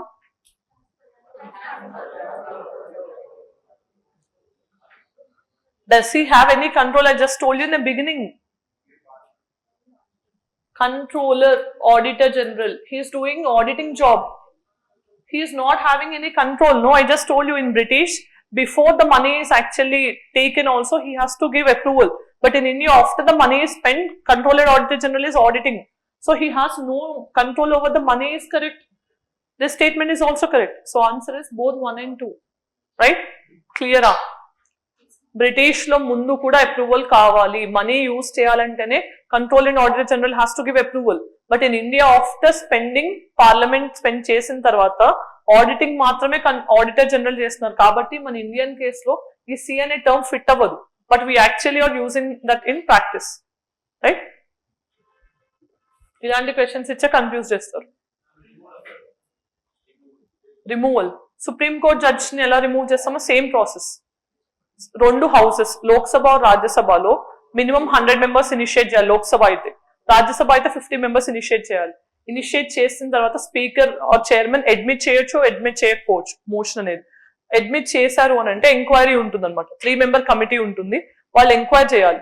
CJ కానీ, high court judge కానీ, కొంతమంది వీళ్ళు కలిసి enquiry చేసిన తర్వాత if they find that that person has done something, okay, so ఏంటంటే general గా మనకి అన్సౌండ్ మైండ్ ఇలాంటివి అవి కాకుండా ఏదైనా పర్సన్ రాంగ్ చేశారు అని బిలీవ్ చేస్తే కనుక దిల్ రికమెండ్ ఈ పర్సన్ రిమూవ్ చేయొచ్చు అని. అలా రికమెండ్ చేసిన తర్వాత పార్లమెంట్ ప్రతి హౌస్ కూడా 2/3 ఆఫ్ ద మెజారిటీతో పాటు టోటల్ మెంబర్షిప్ లో 50%, 2 కండిషన్స్ మీట్ అవ్వాలి. ఆ 2 కండిషన్స్ లో ప్రతి హౌస్ లోను పాస్ అయితే అప్పుడు అది ప్రెసిడెంట్ ఆఫ్ ఇండియాకి వెళ్తుంది. ప్రెసిడెంట్ ఆఫ్ ఇండియా సైన్ చేస్తే ఆ నిమిషం నుంచి ఆ పోస్ట్ నుంచి ఆ పర్సన్ రిమూవ్ అయినట్టు, supreme court judge. So this is a process. Same process is followed even in the case of controller and auditor general also, right? So because he need to be independent. అంత ఈజీగా remove చేస్తే independence అనేది ensure ఉండదు. Government మార్చేసుకోవచ్చు, change చేసుకోవచ్చు, right? That is why. Next topic is G20. And I just told you 19th G20 summit is recently it happened already in Rio de Janeiro, right? Rio de Janeiro is a city in Brazil, right? Last year summit happened in India. 2023 18th summit happened in India. 20th summit is going to happen in South Africa. G20 కి సంబంధించి ఒక important term ఉంది, troika అంటే past country ఎవరు host చేశారు, present ఎవరు, future ఎవరు, 3 countries. అప్పుడు లెక్క ప్రకారం ఎవరవుతారు troika? India past, present Brazil, next year South Africa. India, Brazil, South Africa, IBSC వీళ్ళు ఈ ఇయర్ ట్రైకా. ఓకే, ఈ టర్మ్ అనేది చాలా ఇంపార్టెంట్. సో ఫస్ట్ ఇప్పుడు వీళ్ళందరూ మెంబర్ కంట్రీస్, ఎక్సెప్ట్ ఈ బ్లూ కలర్డ్ వన్స్ ఏమో గెస్ట్ కంట్రీస్, కాకుండా ఆరెంజ్ కలర్ కంట్రీస్ అన్ని కూడా అంటే G20 అనేది మనకి 20 మెంబర్స్ ఉన్నారు అనుకుంటాం కానీ అఫీషియల్ గా 19 కంట్రీసే ఉన్నాయి. 20th is European union. Last year మన సమ్మిట్ జరిగినప్పుడు ఆఫ్రికన్ యూనియన్ మొత్తం 55 కంట్రీస్ ని కూడా మనం ఒక మెంబర్ గా ఇవ్వడం జరిగింది. సో ఇప్పుడు 21 అయినాయి యాక్చువల్ గా, right? So that is what you have to keep in mind. So why is recently Prime Minister even he participated in the 19th G20 summit which happened on November 18th 19th in Rio de Janeiro, Brazil, and because India is also a member of G20 Troika, right? So ante manam 2022 nunchi Troika ga unnam, future last year present host ga and ippudu past country ga unnam, right? 3 years untundi. So ippudu India, Brazil, South Africa Troika I just told you. So Troika, and you have to keep in mind G20 ki permanent headquarters secretariat ledu, right? So G20 doesn't have any permanent charter or secretariat of its own. So presidency అనేది annual గా rotate అవుతుంటుంది one country మధ్యలో, and India has hosted in the summit in 2023, right? ఢిల్లీలో Pragati Bhavan, right? So Pragati Maidan or Bhavan, దాంట్లో మన summit అనేది జరిగింది. So first ఇక్కడ మనం చూస్తే G20 it was established in 1999. What actually happened is Asian tigers అంటాం అనమాట. So 4 major economies you can say, Singapore, Hong Kong, Taiwan, ఇలాంటి కంట్రీస్ అన్ని ఎకనామికల్లీ చాలా significant and fast developed already economies ఏవైతే ఉన్నాయో వాటిల్లో ఫైనాన్షియల్ క్రైసిస్ అనేది వచ్చింది because currency depreciation happen. What is depreciation? Compared to dollar which is a global currency, if that particular country currencies drop, okay? అంటే if you take the case of India, ఇంతకు ముందు dollar కి 100 rupees ఉండేది, right? But ఇప్పుడు ఒకవేళ dollar కి 200 rupees అయింది అంటే is it good for the Indian economy? That is what we call depreciation. That means for same dollar we are paying more rupees, right? That is what your value of the currency in comparison to global currency is decreasing. Depreciation is not good. Appreciation means if 100 rupees currency becomes 80 rupees, that means you're using less money to pay same amount of dollar, right? So this is what the problem happened in the Asian countries in 1999. One is currency depreciation happened, GDP has witnessed a decline, most of the investments were taken out, FDIs, everything, FDIs, FPIs has taken back, okay? Major investments were taken back. In this way, all round there is decline in the economy in 1999 in Asian countries. Because of this, what happened? So those countries not only had that impact, all the countries which are having trade with these countries also got impacted. Then every country felt there is a need to have a international forum so that we can discuss to prevent in future these financial crisis will not happen. So in that way, it has paved the way for G20 summit, and it finally established in 1999 as only a forum of developing countries. Only it was mainly by financial like finance ministers of that country and central bank like RBI governor and every country representatives will meet. So initially it was only a finance ministers meeting and central bank governors meeting, but later on it turned into a leader summit. Leader summit means every country's president or prime minister started attending it also. So that means initially it was seen only as an economic platform, but later it has turned as a global platform discussing many global issues, right? So that is what the evolution and how it happened. So membership you have to keep in mind, 19 countries and European Union together we call G20, but last year in India's summit, even African Union also was admitted as a member. Then if you see, these are all the member countries, okay? Already in UPSC, once they have asked you to identify by giving 4 options and 4 combinations of countries, they've asked you to identify which are all the G20 countries, okay? So please remember using some techniques. So first thing is, you can remember G7 countries, because G7 is also developed countries forum. If you remember G7, then you have to keep in mind rest of the 13 countries, right? In that, one is European Union gone and one is India gone. So usually you can remember 11 more countries. So in that way, please keep some codes for yourself and remember, there is no other way, right? So, and here you have is India. India is part of G20, it is not part of G7. Keep this in mind, okay? Then, structure of G20, if you see Sherpa. Sherpa is the one who will, like you can say, who will administer the involvement or the procedure, how it will happen, everything will be taken care by Sherpas. So here if you see, Sherpas will focus on socio-economic issues of that particular time, what should be discussed in the summit and all. And then finance. Finance, I just told you, finance ministers of these countries along with central bank governors will be part of finance track, and it is not binding. That is a major drawback of G20. Okay, whatever the major outcomes passed in any G20 also will not be enforced because it is not having that binding capacity. That is a drawback. Then what is the significance of G20 is, it is a platform to discuss many global issues like Russia-Ukraine war, Israel-Hamas, anything. And it is economic powerhouse because 85% of world's GDP and 75% of world's trade is happening in these G20 countries only. Economically very important. Any disruptions in G20 countries will have the spillover effect on all the countries also.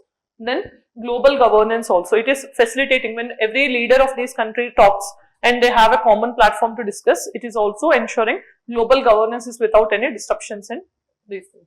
And diverse representation. Both developed countries, developing countries on one platform. That is what G.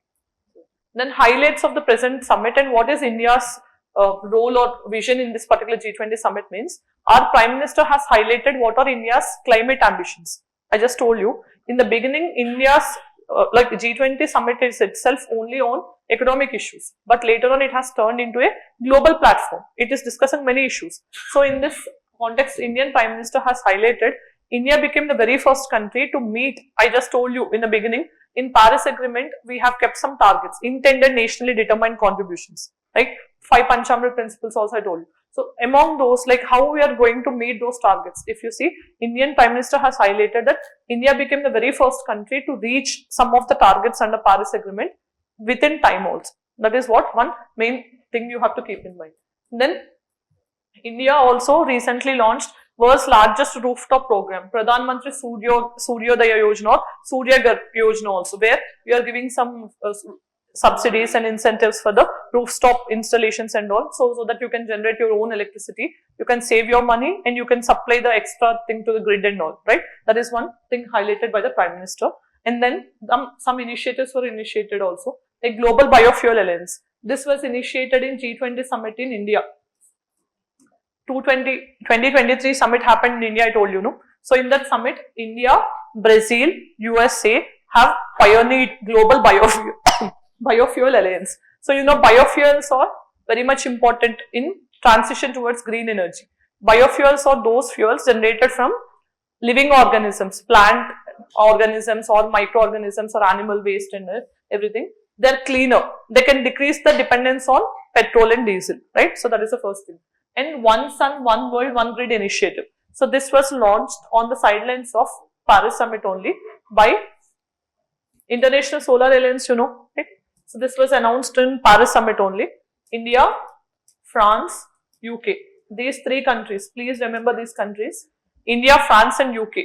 These 3 countries together have initiated One Sun, One World, One Grid initiative to tap all the renewable energy from solar and wind sources. We have these countries initiating this particular thing. And then Ek Ped Maa Kai Naam. So if you see, Prime Minister in the recent Environment Day occasion, World Environment Day celebrated on June 5th of every year. On June 5th of 2024 only, he has initiated this particular thing to plant a tree on mother's name. Everyone, he asked everyone to plant a tree on mother's name. So that is also one thing. That means when you are increasing afforestation, we can decrease the carbon emissions, right? So that means we are increasing the green sources of energy. So these are all the main initiatives highlighted by Prime Minister in his speech at G20. And then Prime Minister also proposed back to basics and march to future. That means he is asking everyone to go to basics, back to basics. That means we need to shift from present cultivation or agriculture to organic farming, zero budget natural farming, etc. Back to basics. So what we have started from there, again we need to go back, and that will actually march us to future. That is what the highlight of Prime Minister's speech in G20 summit.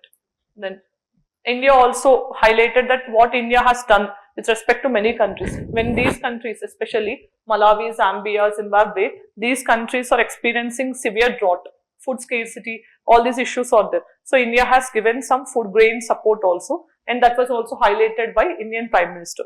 And it also formed Global Alliance Against Hunger and Poverty. This was initiated by Brazil.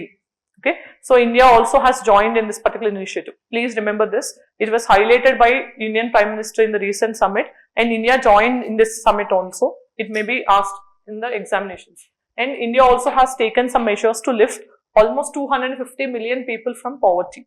And it also has distributed free food grains. You know, Pradhan Mantri Garib Anna Kalyan Yojana. We are giving free food grains everyone, right, from COVID-19 times. So to almost 800 million citizens we have given, and we are also implementing world's largest health insurance program, Pradhan Mantri Ayushman Bharat, right? So where we are providing primary and secondary and tertiary care, healthcare facilities to almost 550 million people, 50 crore people in India. So what are the outcomes of the G20 summit? Till now we have discussed what are the highlights of Indian Prime Minister's talk in the G20 summit. But if you see outcomes, every country is asking and talking about climate change. Today it became a common issue or agenda on any platform. But what is the main challenge? I told you already, there is a substantial requirement for climate finance. But what is the main thing? Every country said climate change is happening, we need to stop. For that we require climate finance. But where did they stop actually is how has to be given and who has to actually give this. Okay, that means developed countries or developing countries. With that there is no conclusion. Then Russia-Ukraine war is also one thing, you know, that became part and participant of every discussion, but no major outcome. And then even West Asian conflict is also one of the things discussed in the G20 summit. Israel-Hamas war, right? So especially they have asked for ceasefire. And you know, Israel, Lebanon, Israel, Hamas, everything is going on in the turmoil. So everyone is advocating UN-backed peace agreement should be adhered. At the same time, they also have initiated ultra-wealthy persons should be taxed. So with respect to G20, there is one initiative called OECD Base Erosion Profit Shifting. Okay, so this initiative is very much important in the context of G20. OECD means Organization for Economic Cooperation and Development, right?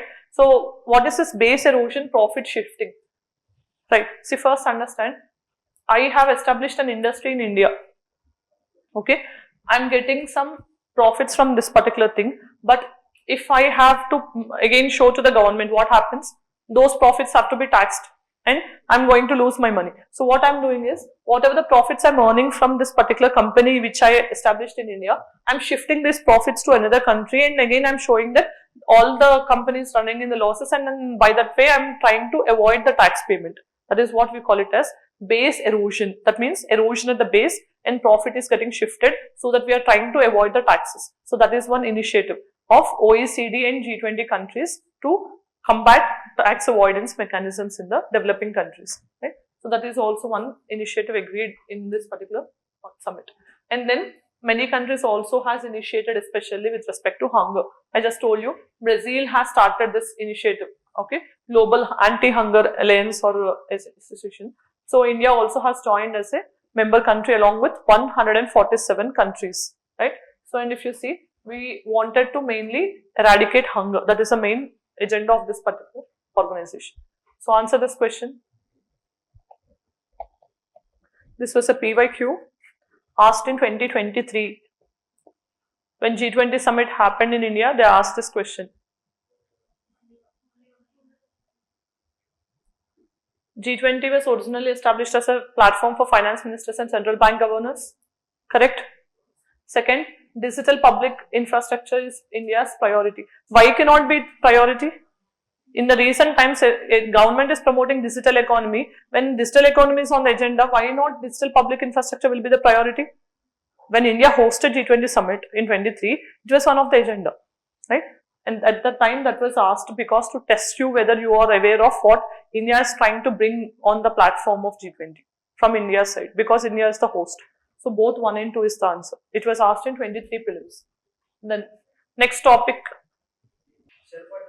Sherpa track అని ఉండదు. ఇప్పుడు first ఇప్పుడు మన ట్రైకా ఉంది కదా, ట్రైకా నుంచి ఏమవుతుందంటే వాళ్ళు ఒక సింబల్ లాంటిది ఉంటుంది అనమాట, ఒక హ్యామర్ లాంటిది ఒక సింబల్, అది పాస్ ఆన్ చేస్తారు. ఇప్పుడు బ్రెజిల్ అయిపోయింది కదా, last day of the summit లో ఏం చేస్తారంటే బ్రెజిల్ సౌత్ ఆఫ్రికాకి హ్యాండ్ ఓవర్ చేస్తుంది. హ్యాండ్ ఓవర్ చేసినప్పుడు ఆ సౌత్ ఆఫ్రికాలోనే ఒక షెర్పాని వాళ్ళు ఐడెంటిఫై చేసుకోవాలి. అక్కడి నుంచి ఆ ట్రాన్సిషన్ అనేది షెర్పా చేసుకోవాలన్నమాట. అక్కడి నుంచి నెక్స్ట్ సమ్మిట్ అయ్యే వరకు మొత్తం ఆ షెర్పా చూసుకుంటారు యాక్టివ్ గా. G20 సమ్మిట్ ఏంటి, దాని ఎజెండాస్ ఏంటి, అన్ని కంట్రీస్ కి కమ్యూనికేట్ చేయడము, ఏమేమి డిస్కషన్స్ ఎజెండాలోకి రావాలి, ఇవన్నీ కూడా sherpa will take care. Okay, troika and sherpa are very much important in G20, right?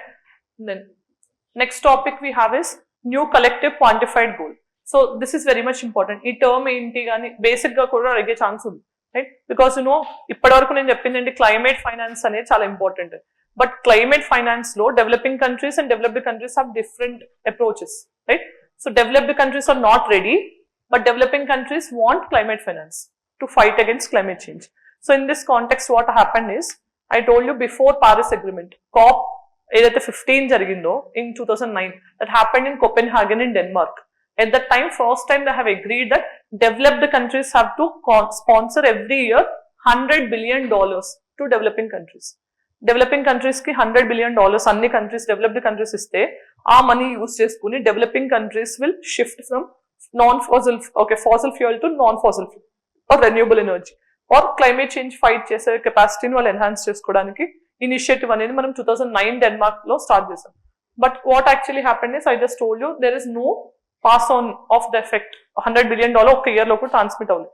But ఇప్పుడు ఏంటి అంటే పారిస్ అగ్రిమెంట్ లో మనం ఏం పెట్టుకున్నామంటే 2015 లో సైన్ అయింది కాబట్టి నెక్స్ట్ 10 years అంటే 2024 కి కొత్త ఫైనాన్స్ మెకానిజం అనేది తీసుకురావాలి. ఓకే, ఈ $100 billion అనేది అప్పటికి సరిపోదు కదా, అది సరిపోవట్లేదు కాబట్టి $100 billion పెంచాలి. దాంతో పాటు ఎలా మనం మనీ అనేది ప్రొవైడ్ చేయాలి డెవలపింగ్ కంట్రీస్ కనడానికి మళ్ళీ 2024 లో ఒక కొత్త మెకానిజం అనేది తీసుకొస్తాము అని పారిస్ అగ్రిమెంట్ లో అగ్రీ చేశారు. దాని ప్రకారం ఇప్పుడు తీసుకొచ్చిన టర్మ్ ఏంటి అంటే new collective quantified goal. Present ఉన్న రిక్వైర్మెంట్ ని బట్టి, అంటే ఇప్పుడున్న క్లైమేట్ చేంజ్ ఆపడానికి $100 billion is not sufficient. We don't know how much is proposed. $1 to $2 trillion is required. $1 to $2 trillion of money is required. Understand? $100 billion ఇవ్వలేదు, $1 to $2 trillion వస్తేనే మనకి ఇప్పుడున్న క్లైమేట్ చేంజ్ ఆపడానికి మన దగ్గర మనీ ఉంటుంది. Okay, understand? That is what the proposal in the name of new collective quantified goal. Quantified అంటే finance అనేది ఎంత పెంచాలి కలెక్టివ్ గా, డెవలప్డ్ కంట్రీస్ అన్ని కలిసి డెవలపింగ్ కంట్రీస్ కి ఎంత ఇవ్వాలి, ఇవన్నీ కూడా part of the discussion, right?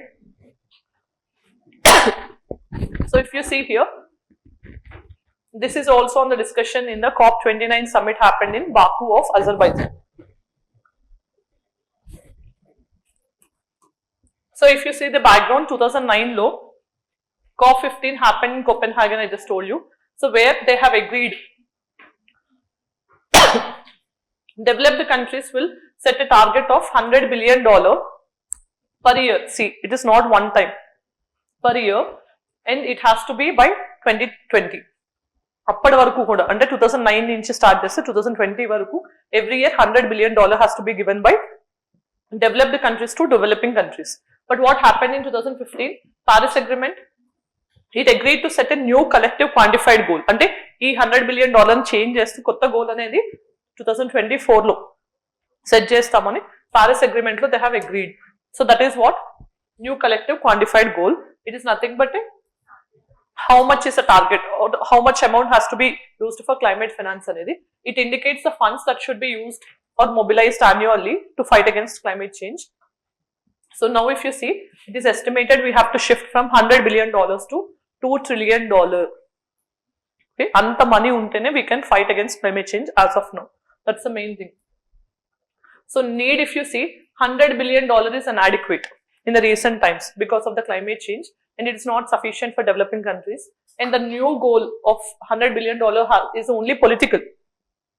ఆ టైంలో పెట్టుకున్నాను పొలిటికల్ గా, ఏదో ఆ డిస్కషన్స్ లో $100 billion ఇస్తామని ఒప్పుకున్నారు తప్పించి it was not actually negotiated. That means developing countries' interests and their recommendations were not actually taken into consideration. So developing countries were always asking for adequate, predictable, accessible, grant-based, low-interest as well as long-term financing in terms of climate change. So that is how developed countries and developing countries have different opinions in climate finance. So climate finance అనేది ఏంటి? See, climate finance is used for either mitigation or adaptation. Understand the terms. Adaptation means climate change ఎలాగో అవుతుంది కాబట్టి మనకి తప్పని situations లో మనం ఎలా అడాప్ట్ అవుతున్నాము అని.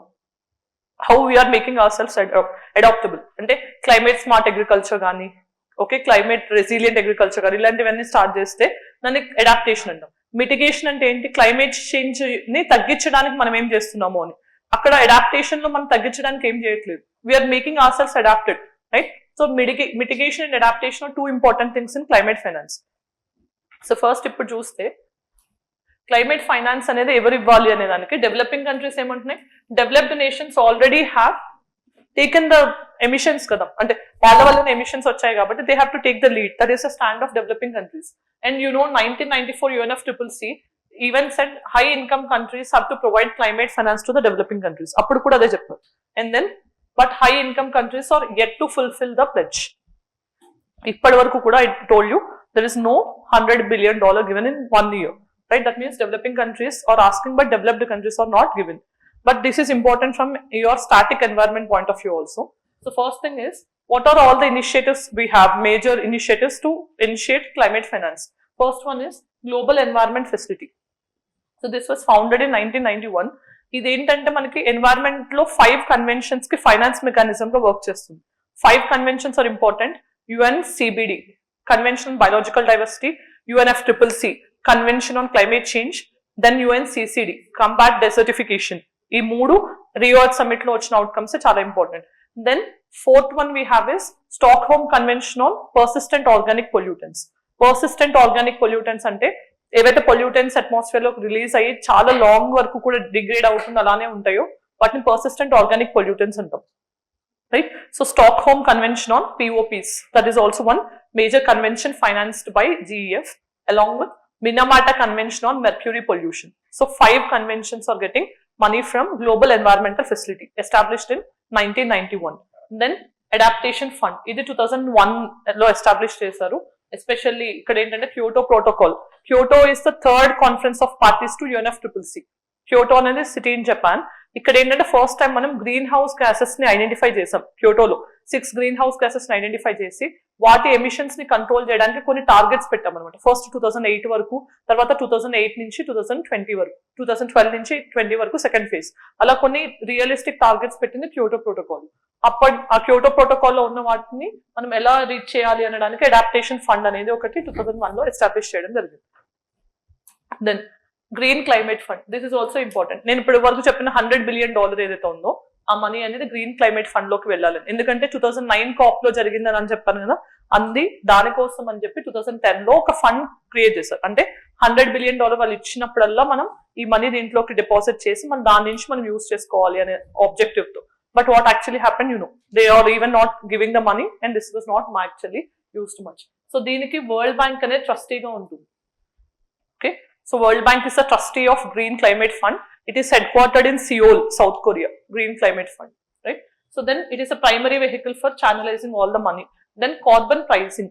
Carbon pricing అంటే ఏంటంటే జనరల్ గా మనం like if you are going for any carbon emissions, అంటే ఇప్పుడు కోల్ కానీ పెట్రోల్ కానీ యూజ్ చేసినప్పుడు ఏమవుతుందంటే మీరు డీజిల్ పెట్రోల్ ఛార్జ్ పే చేస్తున్నారు కానీ దానిలో మీకు తెలియకుండా సెస్ అనేది ఇంపోజ్ అవుతుంది. Okay, cess means a tax with specific purpose, right? So clean energy cess అనేది ఇంపోజ్ అవుతుంది డీజిల్ కానీ పెట్రోల్ వాటిలో. ఆ మనీ అనేది మళ్ళీ యూజ్ చేసి క్లీన్ ఎనర్జీని పెంచడానికే యూజ్ చేస్తారు. అలా కార్బన్ ప్రైసింగ్ అనేది కంట్రీలో ఉంది, గ్లోబల్ లెవెల్లో కూడా ఉంది. గ్లోబల్ లెవెల్లో ఎలా అంటే కొన్ని కంట్రీస్ ఏవైతే కార్బన్ ఎమిషన్స్ ని ఎక్కువ రిలీజ్ చేస్తాయి, ఫర్ ఎగ్జాంపుల్ ఇప్పుడు నేను ప్రతి కంట్రీ కూడా 100 యూనిట్స్ మాత్రమే రిలీజ్ చేయాలి అని చెప్తున్నాను.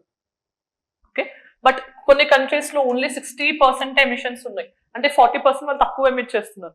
బట్ ఇంకొన్ని కంట్రీస్ ఏంటంటే 140 ఎమిట్ చేస్తున్నాయి. అప్పుడు ఏం చేస్తారు అని అంటే వీళ్ళు కొన్ని కార్బన్ క్రెడిట్స్ ఇక్కడ నుంచి కొనుక్కుంటారు అనమాట.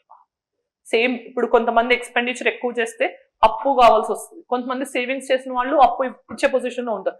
సేమ్ ఇక్కడ కార్బన్ విషయంలో జరుగుతుంది అనమాట. So this person is buying from this particular country because they have 40 in excess that can be borrowed by this country in return for some money. ఆ మనీ యూజ్ చేసుకుని వీళ్ళు ఇంకొంచెం గ్రీన్ టెక్నాలజీని కానీ క్లైమేట్ చేంజ్ ఫైట్ చేసే mechanism ని కానీ develop చేసుకోవచ్చు. That is what carbon pricing or carbon credit mechanism, right? So that is also part of this initiative. And India, especially to fight against climate change, has a National Action Plan on Climate Change, NAPCC. ఇది 2008 లో మనం start చేయడం జరిగింది. 8 sub plans ఉన్నాయి దీని కింద. To fight against climate change, we have specifically 8. national solar mission, national green mission, national water mission, national mission on sustainable agriculture, nation mission on energy efficiency, okay, sustainable Himalayan ecosystem, ఇలా different initiatives అనేవి 8 machines అనేవి దీంట్లో launch చేయడం జరిగింది. ఇవన్నీ కూడా చాలా important. Okay, మీరు ఈ నేమ్స్ ఎప్పుడైనా రోజుకొకటో రెండో గుర్తు పెట్టుకున్నా కానీ డిఫరెంట్ ఆన్సర్స్ లో మీరు కోట్ చేయొచ్చు, right. Then what is India's initiatives to fight against climate change and finance is, I just told you NAPCC, National Action Plan, was launched in 2008. 8 national missions launched chesam, and then National Adaptation Fund for Climate Change was also established. Idi eppudu 2015 lo NABARD kinda దీన్ని establish చేయడం జరిగింది, right. Then so ఇది adaptation ని పెంచడానికి. Adaptation అంటే ఏంటి? We are not doing something to decrease, but we are trying to make ourselves ready for climate change related things. And there is also Clean Energy Fund, I just told you, right. So this is imposed as a cess on petrol and diesel. So whatever the emissions are coming, that will be minimized using this money from the cess. So Clean Energy Fund anedi kuda undi. So these are all India's, along with some other initiatives called Amrut, Atal Mission for Rejuvenation and Urban Transformation, Amrut. Okay, urban areas lo koncham smart mobility penchadaniki, electric vehicles ni, green spaces ni penchadaniki Amrut is an initiative for promoting urban infrastructure. Then renewable energy initiatives or investments అనేవి కూడా పెంచుతున్నాం. National hybrid policy ఉంది solar wind ఎనర్జీని పెంచడానికి. So solar investments, wind investments ని పెంచడానికి కూడా we have some, and we also have national investment in infrastructure fund. దీని నుంచి కూడా మనీ అనేది renewable energy or clean sources ని ఇవ్వడానికి government is doing this also. So these are all the initiatives from Indian side. And then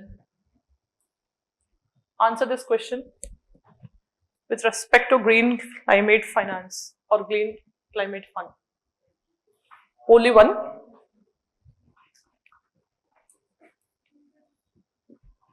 It was not established by Quad countries. I just told you.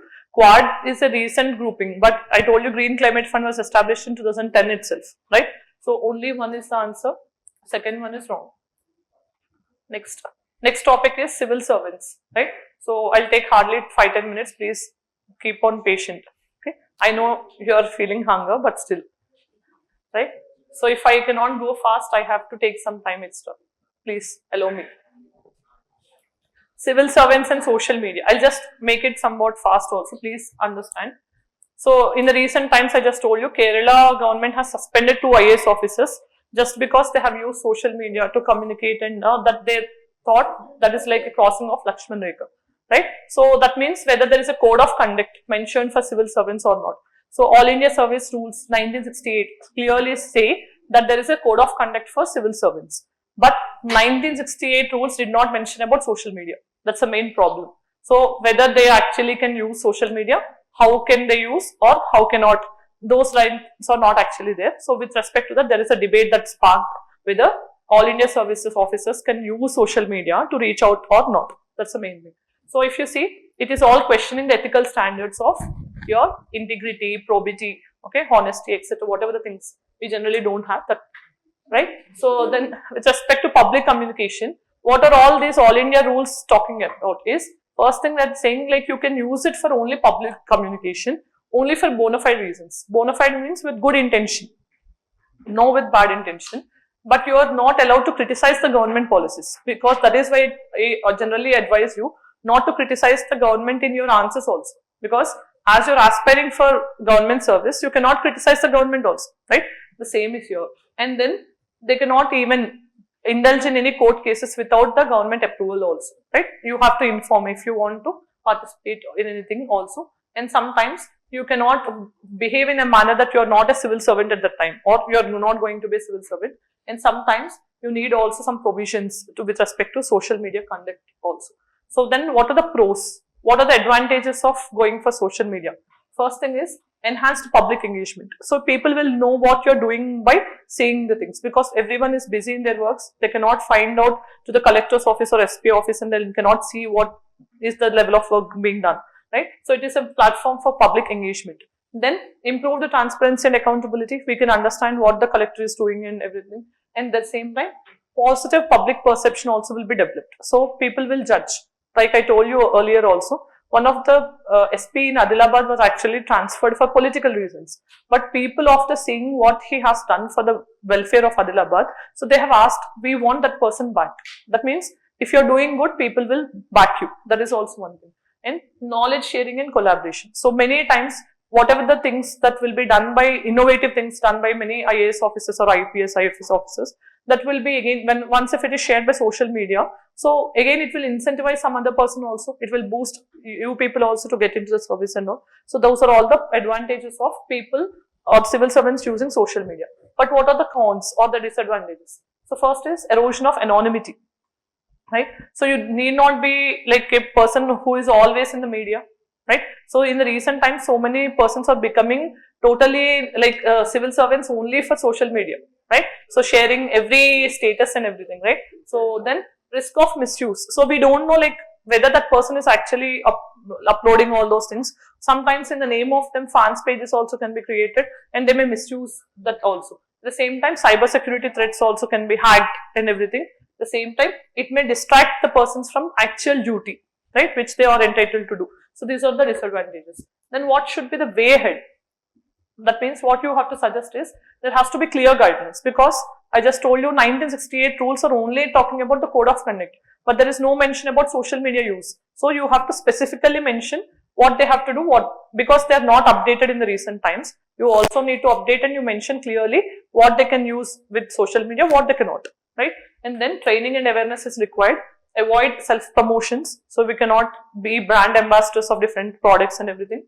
Then strengthening accountability mechanisms is also one, along with digital bureaucracy also has to be there too. Again, when you are going for e-governance and everything, this also has to be there, right? So that is one way ahead.